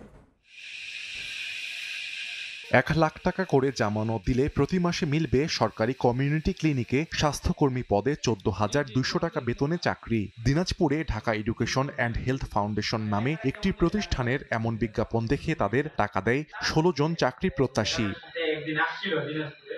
ভুক্তভোগীদের অভিযোগ, জামানতের টাকা নিলেও চাকরি দেয়নি Dhaka education and health foundation, এমনকি এখন ফেরতও দিচ্ছে না জামানতের টাকাও। নিয়োগের মধ্যে বলছিল যে কমিউনিটি ক্লিনিকে আমাদেরকে বসাবে, কাজ করার পরও এখনো আমরা 1 টাকাও হাতে বেতন পাই না। বলতেছে যে কমিউনিটি ক্লিনিকে এখন বসাবে না, আমাদেরকে এখন হচ্ছে স্কুল, কলেজ, মাদ্রাসা এগুলাতে ঘুরতে হবে। অ্যাপয়েন্টমেন্ট লেটার ভুয়া, মানে যে সিগনেচারটা দেওয়া হয়েছে ওইটা ডুপ্লিকেট দেওয়া হয়েছে। জামানতের টাকা এবং আমাদের যে বেতন পারিশ্রমিক, এটার জন্য আমরা সঠিকভাবে বুঝে পাই। অভিযোগ পেয়ে গ্রেফতার করা হয় প্রতিষ্ঠানটির জেলা সমন্বয়কারী কর্মকর্তা আফসানা মিমিকে। তিনি টাকা সংগ্রহের কথা স্বীকার করলেও দোষ চাপান ঢাকা এডুকেশন অ্যান্ড হেলথ ফাউন্ডেশনের চেয়ারম্যান ফজলুল হকের বিরুদ্ধে। তো যারা 30,000 দিছে তাদের 30,000ই জমা দিছি, যাদের 25,000 দিছে তাদের 25,000ই জমা দিছি। এটা কিন্তু আমি এটা আমাদের স্যারকে গতকালকে ওনাদেরকে দেখা পেয়ে ওদেরকে আটক করে এবং থানা পুলিশকে সুপর্দ করে। আমরা এজাহার পেয়েছি। কমিউনিটি ক্লিনিকে স্বাস্থ্যকর্মী নিয়োগে দুর্নীতি হলে আইনগত ব্যবস্থা নেওয়ার কথা জানিয়েছে সিভিল সার্জন। কমিউনিটি ক্লিনিকে নিয়োগ কার্যক্রম টোটালি এটা সেন্ট্রাল বেস থেকে হয়ে থাকে। আমাদের নাম ভাঙে যদি কেউ এই কাজ করে থাকে তাহলে আমরা বলবো যে তার বিরুদ্ধে বিধি অনুযায়ী ব্যবস্থা নেওয়া উচিত। ঢাকা এডুকেশন অ্যান্ড হেলথ ফাউন্ডেশনের চেয়ারম্যান মোহাম্মদ ফজলুল হক সহ 3 জনের বিরুদ্ধে বুধবার কোতোয়ালি থানায় প্রতারণার মামলা করেছেন ভুক্তভোগী মোজাম্মেল হক। সময় সংবাদ, দিনাজপুর। কিশোরগঞ্জের হাওরে শুরু হয়েছে বড় মৌসুমের আগাম ধান কাটা। ফসলের মাঠে এখন ব্যস্ত সময় পার করছেন কৃষক। তবে ফলন ভালো হলেও বাজারে কম দামে হতাশ তারা। প্রাকৃতিক দুর্যোগ এড়াতে ৮০ ভাগ ধান পাকলেই কেটে ফেলার পরামর্শ কৃষি বিভাগের। নূর মোহাম্মদের পাঠানো তথ্য ছবি নিয়ে রিপোর্ট। হাওরের মাঠে মাঠে পাকা ধান, সোনালী ফসল ঘরে তুলতে ব্যস্ত কৃষক। কিশোরগঞ্জের হাওড়াঞ্চলে শুরু হয়েছে বোরো মৌসুমের আগাম ধান কাটা। ফলনও হয়েছে বাম্পার। ধান কাটায় কৃষকের পাশাপাশি কাজ করছেন অন্য জেলা থেকে আসা শ্রমিকরাও। তবে দাম নিয়ে দুশ্চিন্তায় চাষি। তারা বলছেন চলতি মৌসুমে বৃষ্টি না হওয়ায় জমিতে সেচ দিতে গুনতে হয়েছে বাড়তি টাকা। এছাড়া কৃষি উপকরণের মূল্য বৃদ্ধির কারণে উৎপাদন খরচ বেড়েছে। এ কারণে বর্তমান বাজার মূল্যে ধান বিক্রি করলে তেমন লাভ হবে না তাদের। চৈত্রিক মাসে কিন্তু বৃষ্টি বাদল হয়, কিন্তু এবার কম হয়েছে। তেলের সংখ্যাটা একটু আমাদের বেশি লাগছে, খরচটা একটু বেশি। শিলা বৃষ্টি থেকে যদি আমরা বাঁচতে পারি, ভালোই ভালো যদি ফসলটা নিয়ে ঘরে উঠতে পারি, তাই মাশাআল্লাহ আলহামদুলিল্লাহ আমরা অনেক খুশি। ধান কাটা তো আজকে আর 10 দিন ধরে ধান কাটতেছি। খেতে থেকে ওই 1200 টাকা মন আমরা হরতাইছি। ধানের দর আগে বেশি 950 60। শাশুর মুনিমানের দাম বেশি, সপ্তাহে মিলে দেখা গেল তো আমরা পুরা লসের মধ্যে আছি। প্রতিদিন 100 বস্তা 200 বস্তা কিনে আমরা বিক্রি করে দেই। কৃষি বিভাগ বলছে এখন পর্যন্ত 15 ভাগ জমির ধান কাটা হয়েছে। প্রাকৃতিক দুর্যোগের ঝুঁকি এড়াতে জমির ধান 80 ভাগ পাকলেই দ্রুত কেটে ফেলার পরামর্শ কৃষি কর্মকর্তাদের। আশা করছি যে যদি প্রাকৃতিক দুর্যোগের কোনো সম্ভাবনা না থাকে তাহলে কৃষক তার ধান কর্তন করে নির্ধারিত সময়ই আমরা ঘরে ফসল তুলতে পারব। কৃষি বিভাগের তথ্য মতে চলতি মৌসুমে কিশোরগঞ্জে 1,68,115 হেক্টর জমিতে বোরো আবাদ হয়েছে। আর উৎপাদন লক্ষ্যমাত্রা 11,83,368 মেট্রিক টন ধান। সময় সংবাদ, কিশোরগঞ্জ। অন্তর্বর্তীকালীন সরকার এখনও নির্বাচনের রোডম্যাপ স্পষ্ট করতে পারেনি বলে মন্তব্য করেছেন বিএনপি চেয়ারপারসনের উপদেষ্টা আব্দুস সালাম। বৃহস্পতিবার বিকেলে বগুড়ায় রাজশাহী বিভাগীয় বিএনপির পর্যালোচনা সভায় এ মন্তব্য করেন তিনি। একটা রোডম্যাপ সেই প্রথম থেকে আমরা চেয়ে আসছি এই সরকারের কাছ থেকে, তারা কি কি সংস্কার করতে চান এবং নির্বাচনটা কবে করতে চান, কিন্তু এই পর্যন্ত পরিষ্কার কোনো রোডম্যাপ আমরা তাদের কাছ থেকে পাই নাই। আমরা এখনো আশা করি দেশের অর্থনৈতিক অবস্থা, দেশের সামাজিক অবস্থা সব কিছু বিবেচনা করে আমরা মনে করেছি যে ডিসেম্বরের মধ্যে একটি নির্বাচন এই দেশের প্রয়োজন। বিশ্ব হিমোফিলিয়া দিবস উপলক্ষে বর্ণাঢ্য র্যালি করেছে বাংলাদেশ মেডিকেল বিশ্ববিদ্যালয়। বৃহস্পতিবার সকালে ভাইস চ্যান্সেলর অধ্যাপক ডাক্তার শাহিনুল আলমের নেতৃত্বে বিশ্ববিদ্যালয়ের বটতলা থেকে এই র্যালি শুরু হয়ে ডি ব্লকের সামনে এসে শেষ হয়।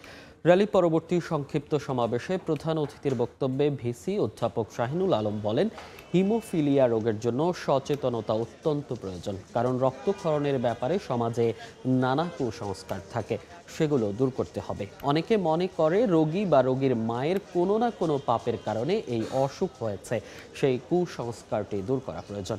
বিএমইউ ভিসি বলেন, রোগীদের সেবা নিশ্চিত করার পাশাপাশি চিকিৎসকদের অপ্রতুলতা দূর করা এবং হিমোফিলিয়া সেবা কেন্দ্র চালু করা দরকার।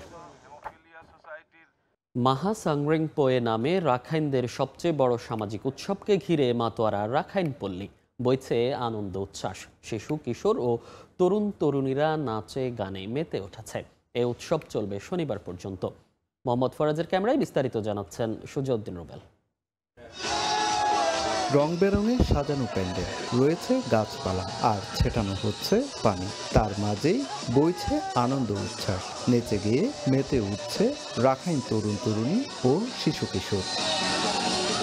এক পাশে তরুণী আর অন্য পাশে তরুণের দল। তারা একে অপরের প্রতি ছুটছে মঙ্গল জল। রাখাইনদের বিশ্বাস, এই মঙ্গল জল ছিটানোর মধ্য দিয়ে মুছে যায় পুরাতন বছরে ব্যথা, বেদনা, গ্লানি, অপ্রাপ্তি, হতাশা আর অসঙ্গতি। আর নতুন বছর হবে নির্মলে। আমরা পানি ছিটিয়ে পুরাতনের সব গ্লানিগুলো ভুলে নতুন বছর শুরু করতেছি। রাখাইন নববর্ষ উপলক্ষে আমরা এই 3 দিন আমরা খুবই উৎসব মুখর থাকি। আমাদের রাখাইনরা পাশাপাশি আমাদের যে বাংলাদেশি অন্য সম্প্রদায়ের লোকরাও আমাদের সাথে এই উৎসবে অংশগ্রহণ করে থাকেন।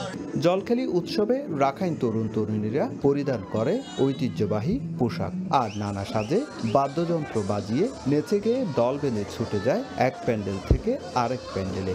রাখাইনদের পাশাপাশি পর্যটক সহ স্থানীয়রাও অংশ নেয় এই উৎসবে।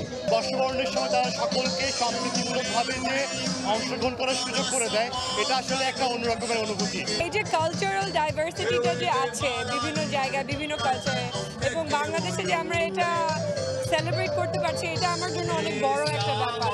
প্রশাসন জানিয়েছে রাখাইনদের অন্যতম এই উৎসব সফল ও শান্তিপূর্ণ পরিবেশে শেষ করতে সব ধরনের ব্যবস্থা নেওয়া হয়েছে। কোনো ধরনের কোনো যেন অপ্রীতিকর সিচুয়েশন তৈরি না হয় সেই কারণে আমরা সার্বিকভাবে নিরাপত্তার ব্যবস্থাটা জোরদার করেছি।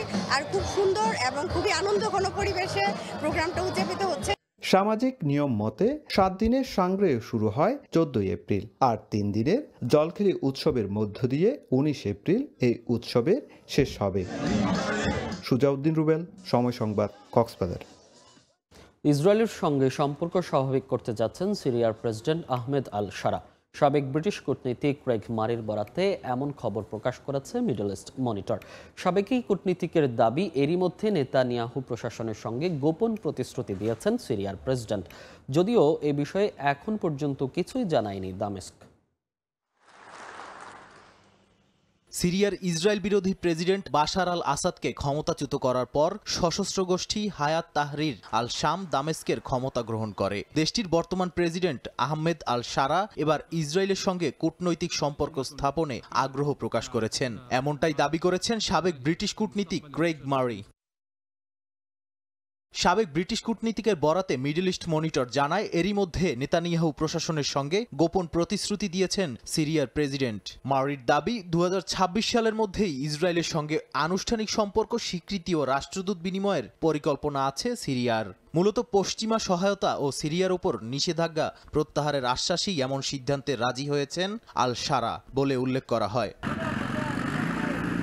ইউরোপীয় ইউনিয়নের এক্সটার্নাল অ্যাকশন সার্ভিস ও ডিরেক্টরেট জেনারেল ফর ইন্টারন্যাশনাল পার্টনারশিপও মনে করে, আল শারার অন্তর্বর্তী সরকার ব্রাসেলসে ইউরোপিয়ান প্লেজিং কনফারেন্সে দেয়া প্রতিশ্রুতি অনুযায়ী কাজ করছে, যেখানে আলাওয়াই, খ্রিস্টান সম্প্রদায় ও নারী মন্ত্রী নিয়োগের প্রতিশ্রুতি ছিল। যদিও বাস্তবে 24 সদস্যের মন্ত্রিসভায় প্রায় সব বড় মন্ত্রণালয় রয়েছে আল শারার ঘনিষ্ঠদের হাতে। সংখ্যালঘুদের জন্য বরাদ্দ মাত্র 3টি মন্ত্রণালয়, একমাত্র নারী মন্ত্রীও কানাডা প্রবাসী খ্রিস্টান। ব্রাসেলসের সম্মেলনে সিরিয়ার জন্য বরাদ্দ হয়েছে $62 লাখ ঋণ ও অনুদান, যার অর্ধেকই দিয়েছে ইইউ। এছাড়া ক্রেগ মারি আরও দাবি করেন, সিরিয়ায় মোতায়েন করা ব্রিটিশ MI6 ও বিশেষ বাহিনী আল জোলানিকে সরাসরি সমর্থন দিয়ে যাচ্ছে, এমনকি দেশটির কট্টরপন্থী দলগুলোকেও একে একে নির্মূল করার পরিকল্পনা রয়েছে পশ্চিমা মিত্রদের, যদিও এ নিয়ে এখনও কোনো প্রতিক্রিয়া জানায়নি দামেস্ক। নাদিম মারজান, সময় সংবাদ। ইরানে হামলার ইসরায়েলি পরিকল্পনা প্রত্যাখ্যান করেছেন মার্কিন প্রেসিডেন্ট ডোনাল্ড ট্রাম্প। হোয়াইট হাউসের কর্মকর্তাদের বরাতে কথা জানিয়েছে নিউ ইয়র্ক টাইমস। তেহরানে হামলার পরিবর্তে ইরানের সঙ্গে একটি নতুন চুক্তি করার পথে হাঁটাকেই গুরুত্ব দিচ্ছেন ট্রাম্প। এদিকে পরমাণু কর্মসূচি নিয়ে ওয়াশিংটন তেহরান আলোচনার আগে রুশ প্রেসিডেন্ট ভ্লাদিমির পুতিনকে চিঠি দিয়েছেন ইরানের সর্বোচ্চ ধর্মীয় নেতা আয়াতুল্লাহ আলী খামেনি। চিঠিতে তিনি যুক্তরাষ্ট্রের সঙ্গে আলোচনার বিষয়ে পুতিনকে জানিয়েছেন, ইরানের পরমাণু কর্মসূচি ইস্যুতে শনিবার ইতালির রোমে দ্বিতীয় দফার আলোচনায় বসতে যাচ্ছে তেহরান ওয়াশিংটন। ওমানের মধ্যস্থতায় ট্রাম্পের বিশেষ দূত স্টিভ উইটকফ এবং ইরানি পররাষ্ট্রমন্ত্রী আব্বাস আরাকচির মধ্যে অনুষ্ঠিত হবে আলোচনা। তবে বৈঠকের আগে নিজ নিজ অবস্থানে অনড় দুই দেশই।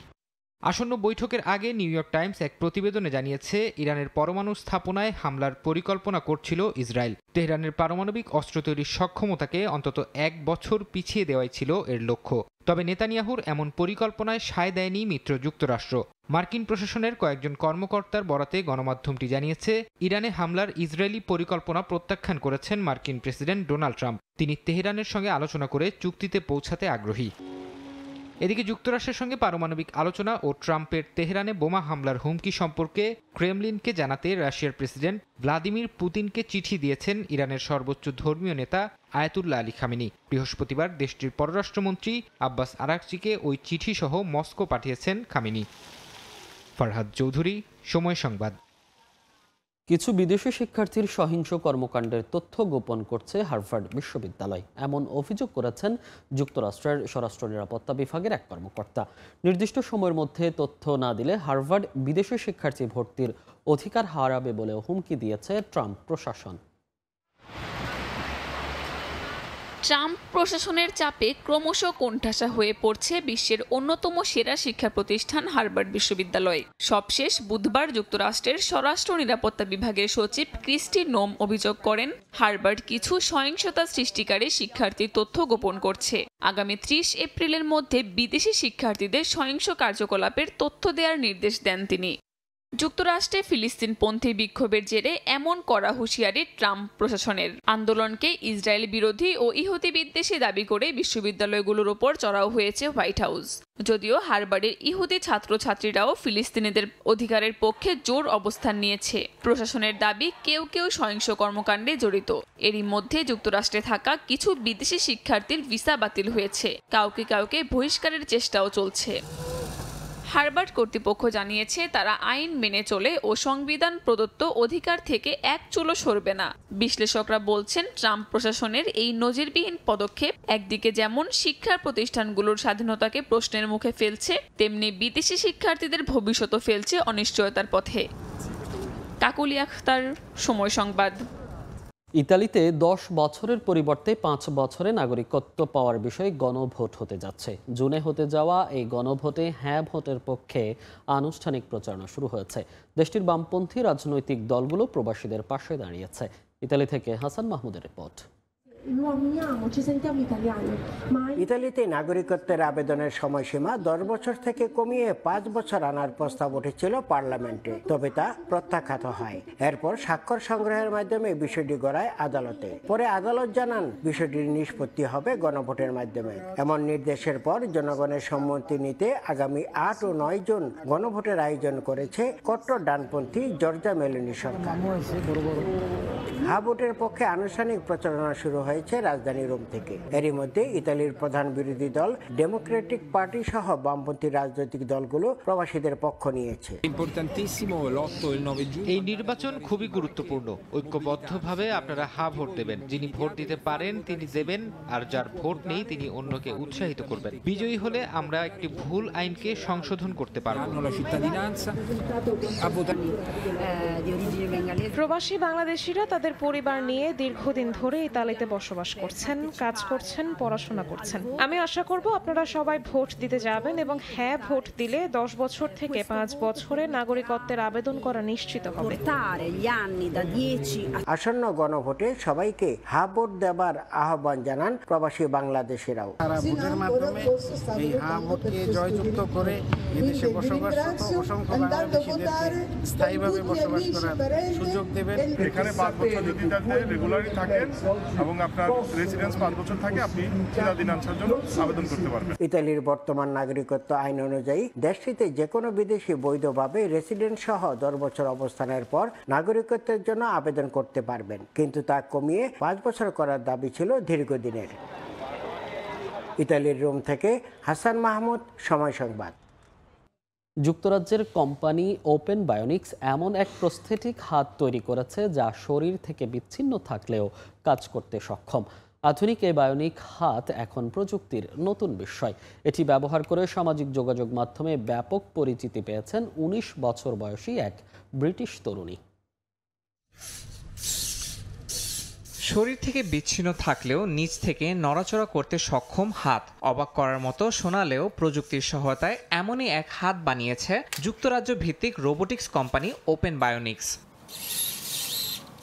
4 বছর গবেষণার পর তৈরি হিরো প্রো নামের বায়োনিক হাত আগের যে কোনো সংস্করণের চেয়ে দ্রুত এবং কার্যকর। জলরোধী এই হাত ব্যবহারকারীদের দেয় আরও বেশি শক্তি, গতি ও নিয়ন্ত্রণের ক্ষমতা।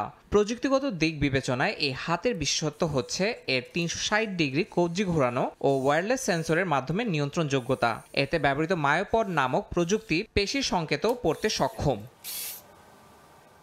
হাতটি তৈরির সময় উদ্ভাবকদের সঙ্গে কাজ করেছেন ইনস্টাগ্রামের ইনফ্লুয়েন্সার হিসেবে পরিচিত টিলি লকি। শিশু বয়সে হাত হারানো এই কিশোরী প্রায় 1 দশক ধরে কোম্পানিটির সঙ্গে যুক্ত থেকে ব্যবহারিক দিকগুলোতে মতামত দিয়েছে। ইন্টারনেটে যেটা সবচেয়ে বেশি আলোচনায় এসেছে সেটা হচ্ছে এই বায়োনিক হাত পুরোপুরি ওয়্যারলেস। বোতাম চেপে হাতটা আলাদা করেও ফেলা যায়, যা দেখতে যেমন অদ্ভুত, ব্যবহারেও তেমনি অবিশ্বাস্য। মজার বিষয় হলো এটা শরীর থেকে আলাদা থাকলেও আমি এটা চালাতে পারি। যারা এতদিন নিজেদের শারীরিক সীমাবদ্ধতা আড়াল করতে চাইতেন, তারা এখন এই উদ্ভাবন কাজে লাগিয়ে প্রতিবন্ধকতা দূর করতে পারবেন। ইয়াসিন মোহাম্মদ জিসান, সময় সংবাদ। গোটা ইউরোপের অন্যতম পর্যটন নগরী স্পেনের বার্সেলোনা। ফুটবল আর শিল্প সাহিত্যের ইতিহাস ছড়িয়ে ছিটিয়ে রয়েছে শহরের আনাচে কানাচে। এবার শহরটিতে পরিচ্ছন্নতা রক্ষায় সিটি কাউন্সিল প্রণয়ন করেছে নতুন নীতিমালা। স্পেন থেকে সাইফুল আমিনের তথ্যচিত্র রিপোর্ট। স্পেনের পর্যটন নগরী বার্সেলোনার সবচেয়ে আবেদনময়ী, পুরাতন এবং সমৃদ্ধ সাংস্কৃতিক এলাকা রাভাল, যেখানে বিভিন্ন ধর্ম বর্ণের মানুষের বসবাস। এবার শহরে সিটি কাউন্সিল পরিষ্কার পরিচ্ছন্নতার ব্যাপারে কড়াকড়ি আরোপ করে নতুন কিছু নীতিমালা প্রণয়ন করেছে। নতুন নীতিমালায় বিশেষভাবে গুরুত্ব দেওয়া হয়েছে বসতবাড়ির বর্জ্য যেখানে সেখানে না ফেলে নির্দিষ্ট স্থানে ফেলার বিষয়টি। কর্তৃপক্ষ জানিয়েছে আইন অমান্য করলে নাগরিকদের 300 থেকে 600 ইউরো পর্যন্ত জরিমানা গুনতে হবে। এই আইন কার্যকর করার মাধ্যমে রাভাল জোনকে আরও পরিচ্ছন্ন এবং বাসযোগ্য করে তুলতে চায় সিটি কাউন্সিল। রাভাল জোনে উল্লেখযোগ্য সংখ্যক প্রবাসী বাংলাদেশি বসবাস করেন। তাদের মধ্যে সচেতনতা বাড়াতে শহর কর্তৃপক্ষ বিভিন্ন মাধ্যম ব্যবহার করে যোগাযোগ রক্ষা করছে। প্রবাসী বাংলাদেশি কমিউনিটিও মানুষের মধ্যে সচেতনতা বাড়াতে কাজ করে যাচ্ছে। আমাদের নিত্য নৈমিত্তিক ময়লা আবর্জনাগুলি যথাযথ স্থানে ফেলা উচিত এবং আমাদের নাগরিক দায়িত্বের উপরে পড়ে সবাইকে সচেতন করা। শুধুমাত্র সিটি কাউন্সিলের পরিচ্ছন্নতা কর্মীর দিকে না থেকে আমাদেরও যথেষ্ট সচেতন হতে হবে। এদিকে সিটি কাউন্সিল আশা প্রকাশ করেছে প্রবাসী বাংলাদেশি সহ অন্যান্য নাগরিকরা এই উদ্যোগে সহযোগিতা করবে এবং রাভাল জোনকে আরও সুন্দর ও জনবান্ধব করে তুলতে সক্রিয় ভূমিকা পালন করবে। সময় সংবাদ, স্পেন। আইসিসি মিটিং শেষে দেশে ফিরেই বোর্ডে এসেছেন বিসিবি সভাপতি ফারুক আহমেদ। প্রধান নির্বাহীর কাছ থেকে জেনেছেন দুদকের অভিযান প্রসঙ্গে। সংশ্লিষ্ট বিষয়ে দুর্নীতি দমন কমিশনকে সহযোগিতার নির্দেশ দিয়েছেন বোর্ড প্রধান। জানিয়েছেন আইসিসি মিটিংয়ে কি নিয়ে হয়েছে আলোচনা। বাংলাদেশ নিয়ে কোনো সুখবর নেই এবারের মিটিংয়ে বলেও জানান ফারুক। প্রথমবারের মতো ভিন্ন এক বাস্তবতার মুখোমুখি ক্রিকেট বোর্ড। আগের বোর্ড কর্তাদের তৃতীয় বিভাগ ক্রিকেট, বিপিএল টিকিট ও মুজিব শতবর্ষের কনসার্টে বড় অঙ্কের আর্থিক অনিয়মের অভিযোগের প্রমাণ মিলেছে, যার উপর ভিত্তি করে বিসিবিতে অভিযান চালায় দুর্নীতি দমন কমিশন। পুরনো কমিটির সেসব কার্যক্রমে নির্ভর থাকার সুযোগ নেই ফারুক আহমেদের নেতৃত্বাধীন কমিটির। তাই আইসিসি মিটিং শেষে ঢাকায় ফিরেই বোর্ডে ছুটে এসেছেন সভাপতি। প্রধান নির্বাহী ও বোর্ড কর্তাদের কাছে জানতে চেয়েছেন পরিস্থিতি সম্পর্কে। দুদকের তদন্ত প্রক্রিয়া সহজ করার নির্দেশনা দেয়া ছাড়া আর কি উপায়। বর্তমান বোর্ড অবশ্য এসব ব্যাপারে স্বচ্ছ থাকতে চায়। যে কোনো সহযোগিতা করতে সংশ্লিষ্ট বিভাগ প্রস্তুত। শেষ বিকেলে কার্যালয় ছেড়ে বেরিয়েছেন ফারুক আহমেদ। তবে গণমাধ্যমের উপস্থিতিতে ফেরার তোড়জোড় বোর্ড প্রধানের। কোনো কিছুর জবাব দিতেও যেন আপত্তি, যদিও শেষ পর্যন্ত নীরবতা ভেঙেছেন। সবশেষ আইসিসি মিটিংয়ে বাংলাদেশ নিয়ে কোনো সুখবর আছে কি?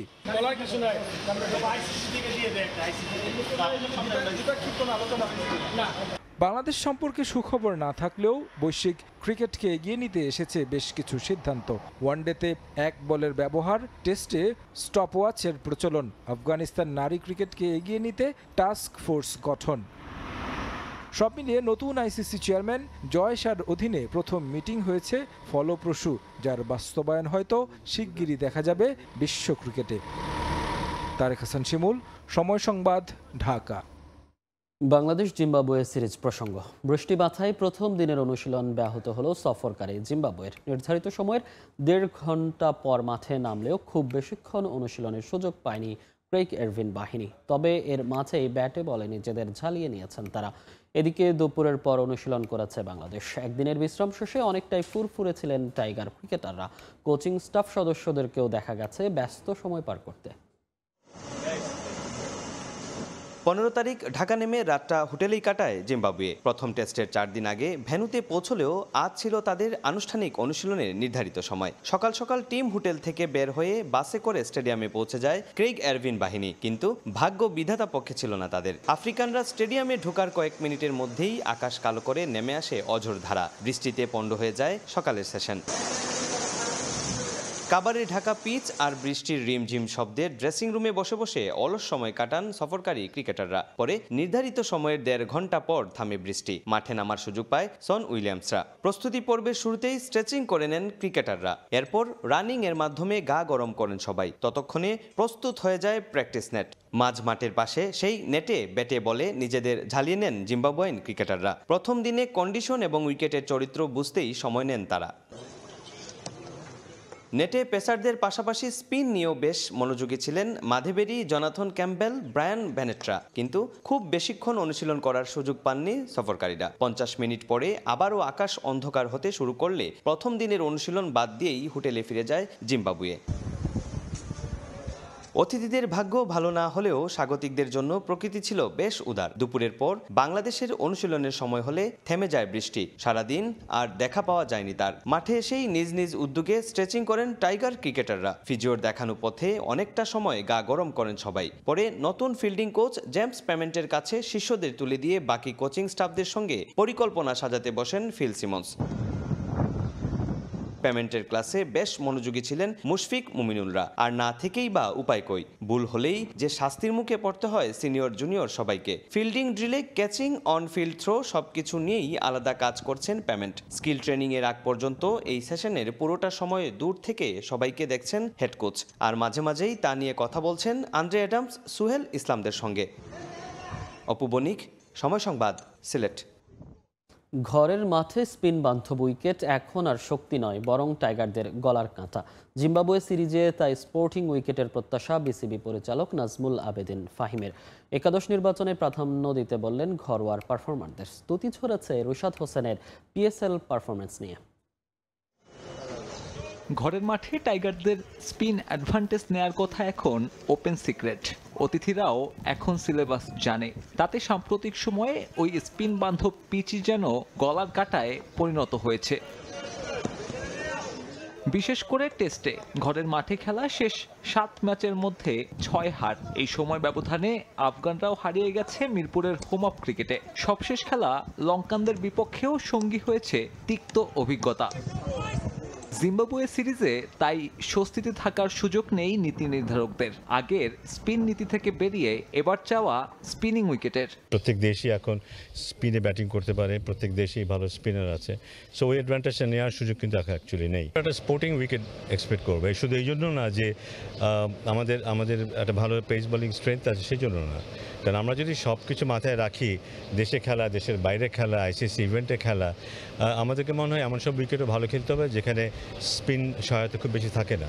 যদিও ওই অপেক্ষাকৃত দুর্বল প্রতিপক্ষ বধেও সম্ভাব্য সেরা স্কোয়াডটাই দিয়েছে নির্বাচক প্যানেল। দলে আছে শান্ত, মুশফিক, মিরাজদের মতো সিনিয়ররা। তবে 15 জনের দল থেকে একাদশ বাছাইয়ে ঘরোয়ায় ছন্দে থাকা ক্রিকেটারদের প্রাধান্য দেওয়ার তাগাদা দিলেন নাজমুল আবেদিন ফাহিম। জিম্বাবুয়ে তুলনামূলকভাবে হয়তো অনেক শক্তিশালী দল নয়, কিন্তু তারাও একটা টেস্ট টিম এবং টেস্ট ক্রিকেট খেলতে আসছে, সেটা নিশ্চয়ই আমাদের মাথায় থাকবে এবং চেষ্টা করা উচিত যে এটার একটা সর্বোচ্চ ব্যবহার করা এবং যারা সুযোগ পাবে তারা যেন তাদের সেরাটা উপহার দিতে পারে। এদিকে নানান নাটকীয়তার পর প্রথমবারের মতো বিদেশি ফ্র্যাঞ্চাইজি টুর্নামেন্টে অংশ নিয়েই জাত চেনাচ্ছেন রিশাদ হোসেন। যৌথভাবে এখন পর্যন্ত পিএসএল এর সর্বোচ্চ উইকেট শিকারী এই বাংলাদেশি লেগি। রিশাদের পারফরমেন্স স্বস্তি দিচ্ছে বোর্ড কর্তাদের। শুরুতেই ও ভালো খেলেছে, ওটা ওকে কনফিডেন্স দেবে, দলে ওর জায়গাটা একটু শক্ত করবে, যেটা ওর জন্য খুব জরুরি ছিল। ইয়াং একজন খেলোয়াড় এবং খুব বেশি অভিজ্ঞ না, বাইরেভাবে খেলার অভিজ্ঞতা নেই।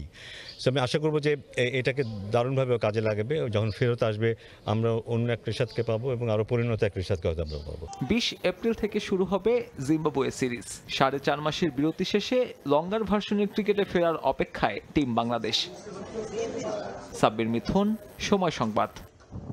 প্রধান উপদেষ্টা ডক্টর মোহাম্মদ ইউনূসের সঙ্গে আসন্ন কাতার সফরে যাবেন জাতীয় পর্যায়ের 4 নারী ক্রীড়াবিদ। এই সফরে তাদের আমন্ত্রণ জানিয়েছে কাতার ফাউন্ডেশন। আগামী সোমবার 4 দিনের সফরে কাতার যাবেন তারা। 4 ক্রীড়াবিদের মধ্যে আছেন বাংলাদেশ নারী ফুটবল দলের অধিনায়ক আফ্রিদা খন্দকার প্রান্তি ও শাহেদা আক্তার রিপা। এছাড়া আছেন ক্রিকেটার সুমাইয়া আক্তার ও শারমিন সুলতানা। এই 4 নারী ক্রীড়াবিদ বৃহস্পতিবার সন্ধ্যায় রাষ্ট্রীয় অতিথি ভবন যমুনায় প্রধান উপদেষ্টার সঙ্গে সাক্ষাৎ করেছেন। এবারই প্রথম কোনো সরকার প্রধানের সঙ্গে রাষ্ট্রীয় সফর সঙ্গী হচ্ছেন নারী ক্রীড়াবিদরা। সফরের সুযোগ করে দেয় সরকার প্রধানকে ধন্যবাদ জানান তারা।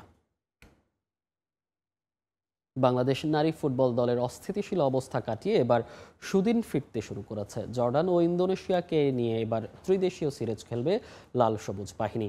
আগামী 31 মে ও 3 জুন ম্যাচ দুটি খেলবে পিটার বাটলারের দল। এদিকে ভুটানের লিগে খেলতে যাওয়া এই সিরিজে অধিনায়ক সাবিনা সহ সিনিয়র 10 ফুটবলারকে পাওয়া নিয়ে শঙ্কা তৈরি হলেও কোচের উপরে সিদ্ধান্ত ছেড়ে দিয়েছেন নারী উইংয়ের চেয়ারম্যান মাহফুজ আক্তার কিরণ।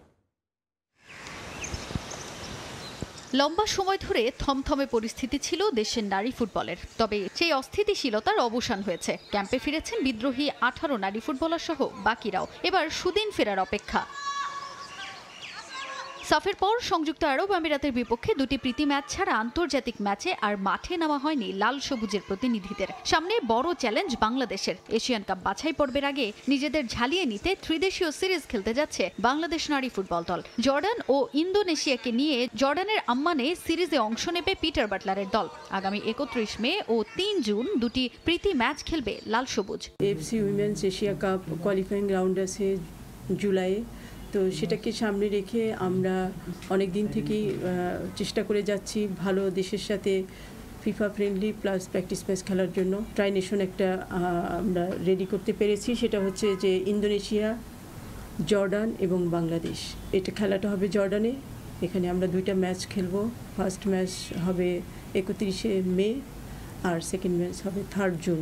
27 তারিখে পাঠাবো এখান থেকে টিম এবং 3 দিন ওখানে ওরা প্র্যাকটিস করবে। দেন ওরা 31 মে ফার্স্ট ম্যাচ খেলবে এবং 3 জুন ওরা সেকেন্ড ম্যাচ খেলবে। এদিকে বিদ্রোহ করা 10 নারী ফুটবলার খেলছেন ভুটানের লিগে। একই সময় ত্রিদেশীয় সিরিজ আর ভুটানের এই লিগ মাঠে গড়ানোয় সাবিনা ঋতুপর্ণাদের পাওয়া নিয়ে উঠেছে প্রশ্ন। এ বিষয়ে সিদ্ধান্তের জন্য কোচের কোর্টে বল ঠেলে দিয়েছেন নারী উইংয়ের চেয়ারম্যান। কোচের সাথে এটা নিয়ে এখনো আলোচনা হয়নি। ওইটা অ্যাকচুয়ালি কোচের পার্ট। ওইটার ব্যাপারে আমি ইন্টারফেয়ার করব না। এটা টেকনিক্যাল পার্ট। এটা কোচ ডিসাইড করবে কোচ কি করবে। ওরা ট্রেনিংয়ে থাকবে, ওরা ফিজিক্যালি ফিট থাকবে এবং ওরা তো একটা নির্দিষ্ট সময় পরে যখন কল করা হবে তখন ওরা চলে আসবে, এসে টিমের সাথে জয়েন করবে। কোচ পিটার বাটলারের অধীনে অনুশীলন শুরু করলেও এখনও বাফুফের সঙ্গে চুক্তি নবায়নের বন্দোবস্ত হয়নি বেশ কয়েকজন নারী ফুটবলারের। ক্যাম্পে থাকা 8 জনের সঙ্গে কার্যক্রম এগুলেও বাকি 10 নারী ফুটবলারের সঙ্গে দ্রুতই চুক্তি শেষ করার পরিকল্পনা বাফুফের। ভুটানে যারা আছে তাদের সাথে হবে না, কারণ তারা যখন ফিরে আসবে তখন হবে। এখানে যারা বর্তমানে যারা আছে যে 8 জন, সে 8 জনের নাম আমি অলরেডি পাঠিয়ে দিয়েছি, তাদেরটা হয়ে যাবে। আগামী 27 মে জর্ডান ও ইন্দোনেশিয়ার সঙ্গে ত্রিদেশীয় সিরিজ খেলতে দেশ ছাড়বে বাংলাদেশ নারী ফুটবল দল। আরো বেটার ফর্মে আসবো। তাজিন খন্দকার, সময় সংবাদ, ঢাকা। এশিয়ান কাপ বাছাই পর্বের ম্যাচের 1.5 মাস আগেই ম্যাচ ভেন্যু পরিদর্শন করলেন সিঙ্গাপুর ফুটবল ফেডারেশনের প্রতিনিধি। সংস্কারকৃত স্টেডিয়ামের pitch, dressing room, press box পরিদর্শন করে সন্তুষ্টি প্রকাশ করেছেন দেশটির ফুটবলের কর্মকর্তা। মাঠের ঘাস নিয়ে নানা সমালোচনা থাকলেও তা নিয়ে কোনো আপত্তি নেই তার। বরং জুনে বাংলাদেশের বিপক্ষে ম্যাচের আগে স্টেডিয়ামের সব কাজ শেষ হবে বলে প্রত্যাশা তার। এশিয়ান কাপ বাছাই পর্বে বাংলাদেশ সিঙ্গাপুর ম্যাচের বাকি এখনও প্রায় 1.5 মাসের বেশি সময়, কিন্তু কালক্ষেপণ করতে নারাজ অতিথিরা। ভারতের বিপক্ষে ম্যাচের আগে সেখানে গিয়ে ভেন্যু পরিদর্শন কিংবা সুযোগ সুবিধা নিশ্চিতের কোনো পদক্ষেপ বাংলাদেশ না নিলেও এখানে পেশাদারিত্বের পরিচয় দিল সিঙ্গাপুর। ম্যাচের 1.5 মাস আগেই ভেন্যু পরিদর্শনে বাংলাদেশে হাজির দেশটির প্রতিনিধি। দিনভর মুষলধারে বৃষ্টির শেষেই স্টেডিয়ামে হাজির সিঙ্গাপুর ফুটবলের এক কর্মকর্তা। বৃষ্টিতে ভেজা স্টেডিয়াম দেখলেন ঘুরে। প্রথমেই এক নজরে স্টেডিয়াম দেখে এরপর এক এক করে দেখেছেন মাঠ, প্রেস বক্স, ড্রেসিং রুম সহ প্রয়োজনীয় সবকিছুই। মাঠের ঘাস নিয়েও ছিল তার যাচাই বাছাই কার্যক্রম। তবে এখনও পুরোপুরি শেষ হয়নি জাতীয় স্টেডিয়ামের সংস্কার কাজ। ফ্লাডলাইট, মাঠের ঘাস সহ বেশ কিছু গুরুত্বপূর্ণ বিষয়ে অসঙ্গতি রয়েই গেছে, কিন্তু খালি চোখে স্টেডিয়াম পরিদর্শন করে তৃপ্তির ঢেকুর তুলেছেন সিঙ্গাপুর ফুটবলের কর্মকর্তা এরিক অং। বাংলাদেশে আসতে পেরে খুব ভালো লাগছে। স্টেডিয়াম ঘুরে দেখেছি, এখানে অনেক সুযোগ সুবিধা আছে, অনেকটাই আমাদের স্টেডিয়ামের মতো। যেহেতু সংস্কার কাজ চলছে, আমার মনে হয় জুনের আগেই পরিকল্পনা অনুযায়ী সব কাজ শেষ হবে। স্টেডিয়ামের নতুন যাত্রায় জায়গায় আমরা ম্যাচ খেলার সুযোগ পাচ্ছি, এটা খুবই ভালো লাগছে। ফুটবলের সবচেয়ে গুরুত্বপূর্ণ হলো পিচ। আশা করছি ম্যাচের আগে মানসম্মত পিচ নিশ্চিত করবে বাংলাদেশ। এখানে সব ধরনের সহযোগিতা পেয়েছি। এদিকে সিঙ্গাপুর প্রতিনিধির স্টেডিয়াম পরিদর্শনের সন্তুষ্টিতে স্বস্তি বাংলাদেশ ফুটবল ফেডারেশনেরও। ম্যাচ আয়োজনের আগে মাঠের ঘাস নিয়ে জটিলতা দূর করতে মনোযোগী বাফুফে। ফার্স্ট মেতে আমরা যখন হ্যান্ডওভার নিব তখন আরও কাজ শেষ হয়ে যাবে অলমোস্ট। ও বলছে এটা অনগোয়িং অবস্থায় আছে, আমরা আশা করিও 10 তারিখে ম্যাচের আগে মাঠ রেডি পাবে এবং হি ইজ অলমোস্ট হ্যাপি। আমাদের dressing room he is almost happy, নিচে বসার জায়গা সব কিছুই হ্যাপি, মাঠ গ্রাউন্ড এনভায়রনমেন্ট সব কিছুতেই ও হ্যাপি। জিজ্ঞাসা করছে কোন দেশি ঘাস, আমরা বারমুদার ঘাসটা বলছি। আগামী 10 জুন সিঙ্গাপুরের বিপক্ষে এশিয়ান কাপ বাছাই পর্বের হোম ম্যাচে মাঠে নামবে বাংলাদেশ জাতীয় ফুটবল দল। তাজিন খন্দকার, সময় সংবাদ, ঢাকা। ঢাকার বাইরে প্রথমবার মতো বয়সভিত্তিক ফুটবলের প্রস্তুতি ক্যাম্প শুরু করলো বাংলাদেশ অনূর্ধ্ব 19 দল। প্রীতি ম্যাচের মাধ্যমে শুরু হওয়া এই ক্যাম্পে সন্তুষ্ট অংশ নেওয়া 35 ফুটবলার। লক্ষ্য আসন্ন সাফ চ্যাম্পিয়নশিপের শিরোপা জেতা। যশোরের শামসুল হুদা ফুটবল একাডেমিতে এই ক্যাম্প চলবে 15 দিন। আবুল কালাম আজাদের ছবি ও জুয়েল মৃধার তথ্য নিয়ে রিপোর্ট। দেখে মনে হতে পারে রাজধানীর কোনো কর্পোরেট টুর্নামেন্ট, তবে বাস্তবে এটা 19 না পেরোনো যুবাদের ফুটবল ক্যাম্প। ঢাকা থেকে দূরে যশোরের একটা ফুটবল একাডেমিতে পূর্ণ আনুষ্ঠানিকতার মাধ্যমে শুরু হলো 15 দিনের এই প্রস্তুতি ক্যাম্প। আসন্ন মেতে অনূর্ধ্ব 19 সাব চ্যাম্পিয়নশিপকে সামনে রেখে শুরু হয়েছে এই ক্যাম্প। 3 প্রবাসী সহ যেখানে অংশ নিয়েছে 35 সদস্যের স্কোয়াড। হেড কোচ হিসেবে আছেন মেয়েদের সাফ জেতানো কোচ গোলাম রব্বানী ছোটন। চ্যাম্পিয়ন হওয়া বাদে আপাতত তার ভাবনাই নেই অন্য কিছু। সব ক্যাম্পগুলোই হলো সবসময় ন্যাশনাল টিমে ঢাকায় হয়। ঢাকায় বিভিন্ন প্রতিবন্ধকতা, আমাদের ট্রান্সপোর্টেশন, মাঠ বিভিন্ন ধরনেরই থাকে। তো এখানে আমরা হলো নিরিবিলি ট্রেনিং করতে পারবো, মানে ফোকাসটা হলো আপনার পুরোপুরি ট্রেনিংই করা যাবে। তা আমি মনে করি যে এটা হলো খেলোয়াড়দের খুব উপকৃত হবে এবং আমাদের সামনে যে আন্ডার-19 টুর্নামেন্ট আছে এর প্রস্তুতিটা আমাদেরকে অনেক সহায়ক হবে। ক্যাম্পের শুরুর দিনেই অনুষ্ঠিত হয়েছে প্রীতি ম্যাচ। এর আগে হয় গা গরমের পর্ব। অংশ নেয়া যুব ফুটবলাররা এমন পরিবেশে সন্তুষ্ট, ক্যাম্পে সবার লক্ষ্য সর্বোচ্চটা দেয়া। শামসুল হুদার যে পরিবেশ, মাঠ, আমাদের থাকার জায়গা, আমাদের খাবার দাবার সবকিছু আলহামদুলিল্লাহ সবকিছু ভালো। গত 2 বার 17 ফাইনালে উঠে ট্রফি নিতে পারি নাই, সেই আক্ষেপটা তো আছে ভিতরে, সেটা এখন গুছাতে চাই। এবার ইনশাল্লাহ আমরা ভালো কিছু করব। আমি আমার দেশকে রিপ্রেজেন্ট করতে আসছি, সো আমি প্রতিদিন আমার বেস্টটা দিতে চাই। সো সবসময় বেস্টটা ট্রেনিংয়ে হোক, সবসময় আমার বেস্টটা দিয়ে আমি বাংলাদেশের জার্সি জড়াতে চাই। বৃহস্পতিবার বিকেল 4:30টায় প্রস্তুতি ক্যাম্পের উদ্বোধন করেন যশোরের জেলা প্রশাসক মোহাম্মদ আজহারুল ইসলাম। শামসুল হুদা একাডেমির নির্বাহী সদস্য মোহাম্মদ শফিকুজ্জামানের সভাপতিত্বে অনুষ্ঠানে পুলিশ সুপার রওনক জাহান সহ ক্রীড়া সংশ্লিষ্ট বিভিন্ন নাগরিকবৃন্দ উপস্থিত ছিলেন। আগামী 9 থেকে 18 মে ভারতের অরুণাচল প্রদেশে হবে সাফ অনূর্ধ্ব 19 চ্যাম্পিয়নশিপ। সময় সংবাদ, যশোর। আগামী 26 এপ্রিল কোপা দেল রের ফাইনালের পরই রিয়াল মাদ্রিদ অধ্যায় শেষ হচ্ছে কার্লো অ্যানচেলত্তির। আর্সেনালের কাছে চ্যাম্পিয়ন্স লিগে ভরাডুবির পরই নিশ্চিত হয়ে যায় এই কোচের ভবিষ্যৎ। পরবর্তী কোচ হিসেবে শোনা যাচ্ছে লিভারপুলের সাবেক কোচ ইয়র্গেন ক্লপ ও বায়ার লিভারকুজেনের কোচ শাবি আলোনসোর নাম। 2021 সালে যখন রিয়াল মাদ্রিদে দ্বিতীয়বারের মতো দায়িত্ব নেন, তখন তিনি ইউরোপের সবচেয়ে সফল ক্লাবটির কর্তাদের চোখের মণি। 2টি লা লিগা, 2টি চ্যাম্পিয়ন্স লিগ, ক্লাব বিশ্বকাপের রঙিন শিরোপা, এমন কোনো অর্জন নেই যেখানে কার্লো অ্যানচেলত্তি হাত দিয়েছেন কিন্তু সফলতা পাননি। ক্লাবকে এ সময় 11টি শিরোপা উপহার দেন তিনি। এই মৌসুমে উল্টে গেছে পাশার দান। লা লিগায় বার্সেলোনার চেয়ে 4 পয়েন্ট পিছিয়ে আছে রিয়াল মাদ্রিদ। শিরোপার আশা প্রায় ক্ষীণ, তবে কপাল পুড়েছে মূলত চ্যাম্পিয়ন্স লিগের ভরাডুবিতে। এমিরেটসের পর বার্নাবুতে ইউরোপের সবচেয়ে সফল ক্লাবটিকে লজ্জায় ডুবিয়েছে গানাররা। প্রথম লেগে হারের পর প্রত্যাবর্তনের গল্প লেখা হয়নি রিয়ালের, তাই তো বেজে গেছে বিদায় ঘণ্টা। আগামী 26 এপ্রিল কোপা দেল রের ফাইনালে বার্সেলোনার বিপক্ষে ম্যাচের পরই শেষ হয়ে যাবে তার রিয়াল অধ্যায়, এমন খবরই উঠে এসেছে বিশ্বের প্রায় সব গণমাধ্যমে। অ্যানচেলত্তির পরিবর্তে ফ্লোরেন্তিনো পেরেজের পরিকল্পনায় আছেন লিভারপুলের সাবেক কোচ ইয়র্গেন ক্লপ ও বায়ার লেভারকুসেন কোচ শাবি আলোনসো। এদিকে রিয়ালে অ্যানচেলত্তির সর্বনাশে খুশির জোয়ার বইছে ব্রাজিলে। অনেকদিন ধরেই অ্যানচেলত্তিকে কোচ করাতে চায় সিবিএফ। রিয়াল অ্যানচেলত্তিকে বরখাস্ত করার খবরে আশার আলো দেখছে তারা। এরই মধ্যে অ্যানচেলত্তিকে রাজি করাতে প্রতিনিধিও পাঠিয়েছে 5 বারের বিশ্ব চ্যাম্পিয়নরা। পারভিন আক্তার, সময় সংবাদ। প্রথমবারের মতো নারী টেস্ট সিরিজ খেলতে নেপালে যাচ্ছে বাংলাদেশ জাতীয় নারী কাবাডি দল। 5 ম্যাচের টেস্ট সিরিজ খেলবে লাল সবুজের প্রতিনিধিরা। নেপালের বিপক্ষে 5 ম্যাচের টেস্ট সিরিজের প্রথম ম্যাচ মাঠে করাবে আগামী 20 এপ্রিল। বাকি 4 ম্যাচে বাংলাদেশ মাঠে নামবে 21, 22, 24 ও 25 এপ্রিল। মূলত বিশ্বকাপ প্রস্তুতি ঝালিয়ে নিতেই নেপালের বিপক্ষে সিরিজ খেলার পরিকল্পনা বাংলাদেশের। এর আগে নেপালের বিপক্ষে হারের দুঃসহ স্মৃতি থাকলেও এবার ভুল ত্রুটি শুধরে নেওয়ার লক্ষ্য দলের। পাইপলাইন সমৃদ্ধ না হলেও এই দলে তরুণ ও অভিজ্ঞদের নিয়েই উন্নতির লক্ষ্য তাদের। সিরিজের আগে 15 সদস্যের দল ঘোষণা করেছে বাংলাদেশ কাবাডি ফেডারেশন। এদিকে প্রথমবার মতো ক্রিকেট থেকে বেরিয়ে কাবাডির সঙ্গে যাত্রা শুরু করল বিপিএল এর বর্তমান চ্যাম্পিয়ন ফরচুন বরিশাল।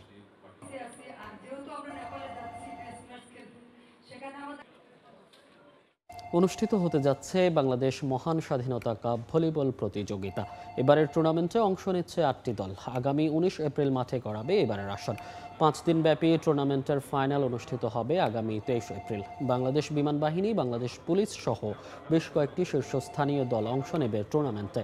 যদিও এবারের আসরে অংশ নিচ্ছে না বাংলাদেশ সেনাবাহিনী। এবারের এই আসরের পৃষ্ঠপোষকতায় থাকছে টার্কিশ এয়ারলাইন্স বাংলাদেশ।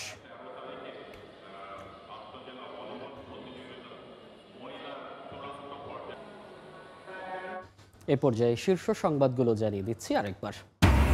৭১-এ গণহত্যার জন্য পাকিস্তানকে ক্ষমা চাইতে বলল বাংলাদেশ। স্বাধীনতা পূর্ব সম্পদ ফেরত চেয়েছে ঢাকা, আলোচনায় রাজি ইসলামাবাদ। সম্পর্ক এগিয়ে নেয়ার প্রত্যয়। প্রধান উপদেষ্টার সঙ্গে সফররত মার্কিন প্রতিনিধিদের বৈঠক। চলমান সংস্কার কর্মসূচির প্রতি সমর্থন। ট্রাম্পের নতুন শুল্ক নীতি পুনর্বিবেচনার আহ্বান ঢাকার। আইএমএফ এর ঋণের চতুর্থ ও পঞ্চম কিস্তি নিয়ে ধোঁয়াশা। নিষ্পত্তি করতে চলতি মাসে ওয়াশিংটনে বৈঠক। যোগ দেবেন অর্থ উপদেষ্টা। বাজেট উপস্থাপনের পর জুনেই অর্থ ছাড়ের আশা। ইতালি নেওয়ার কথা বলে আমাদের লিবিয়া নিয়ে আমাদের বাইরে এই পরিমাণ মাফিয়া দিয়ে মারধর করছে। 51 লাখ টাকা আমার কাছে নিয়েছে। খোলা মারিয়ে লাগবে, আমাকে ধরে নিয়ে যাবে, এটা করবে সেটা করবে। ইতালি নেয়ার কথা বলে লিবিয়ায় আটকে নির্যাতন, লাখ লাখ টাকা মুক্তিপণ আদায়। খোঁজ নেই শিবচরের অর্ধশত যুবকের। হোতা জামিনে বেরিয়ে ভুক্তভোগীদের নামে মামলা দেয় আতঙ্ক। মশার কোনো ওষুধ ছিটাতে দেখি না। কাউন্সিলের কাছে অবশ্যই সমস্যাটা সেখানেও আমাদের কোনো পথ নেই। দিনে রাতে মশার উপদ্রবে নাজেহাল গাজীপুরবাসী। দীর্ঘদিন ধরে নেই নিধন কার্যক্রম। 2 বছরে 9 কোটি খরচ হলেও ফলাফল শূন্য। ওষুধ কেনাকাটায় দুর্নীতি অনুসন্ধানে দুদক।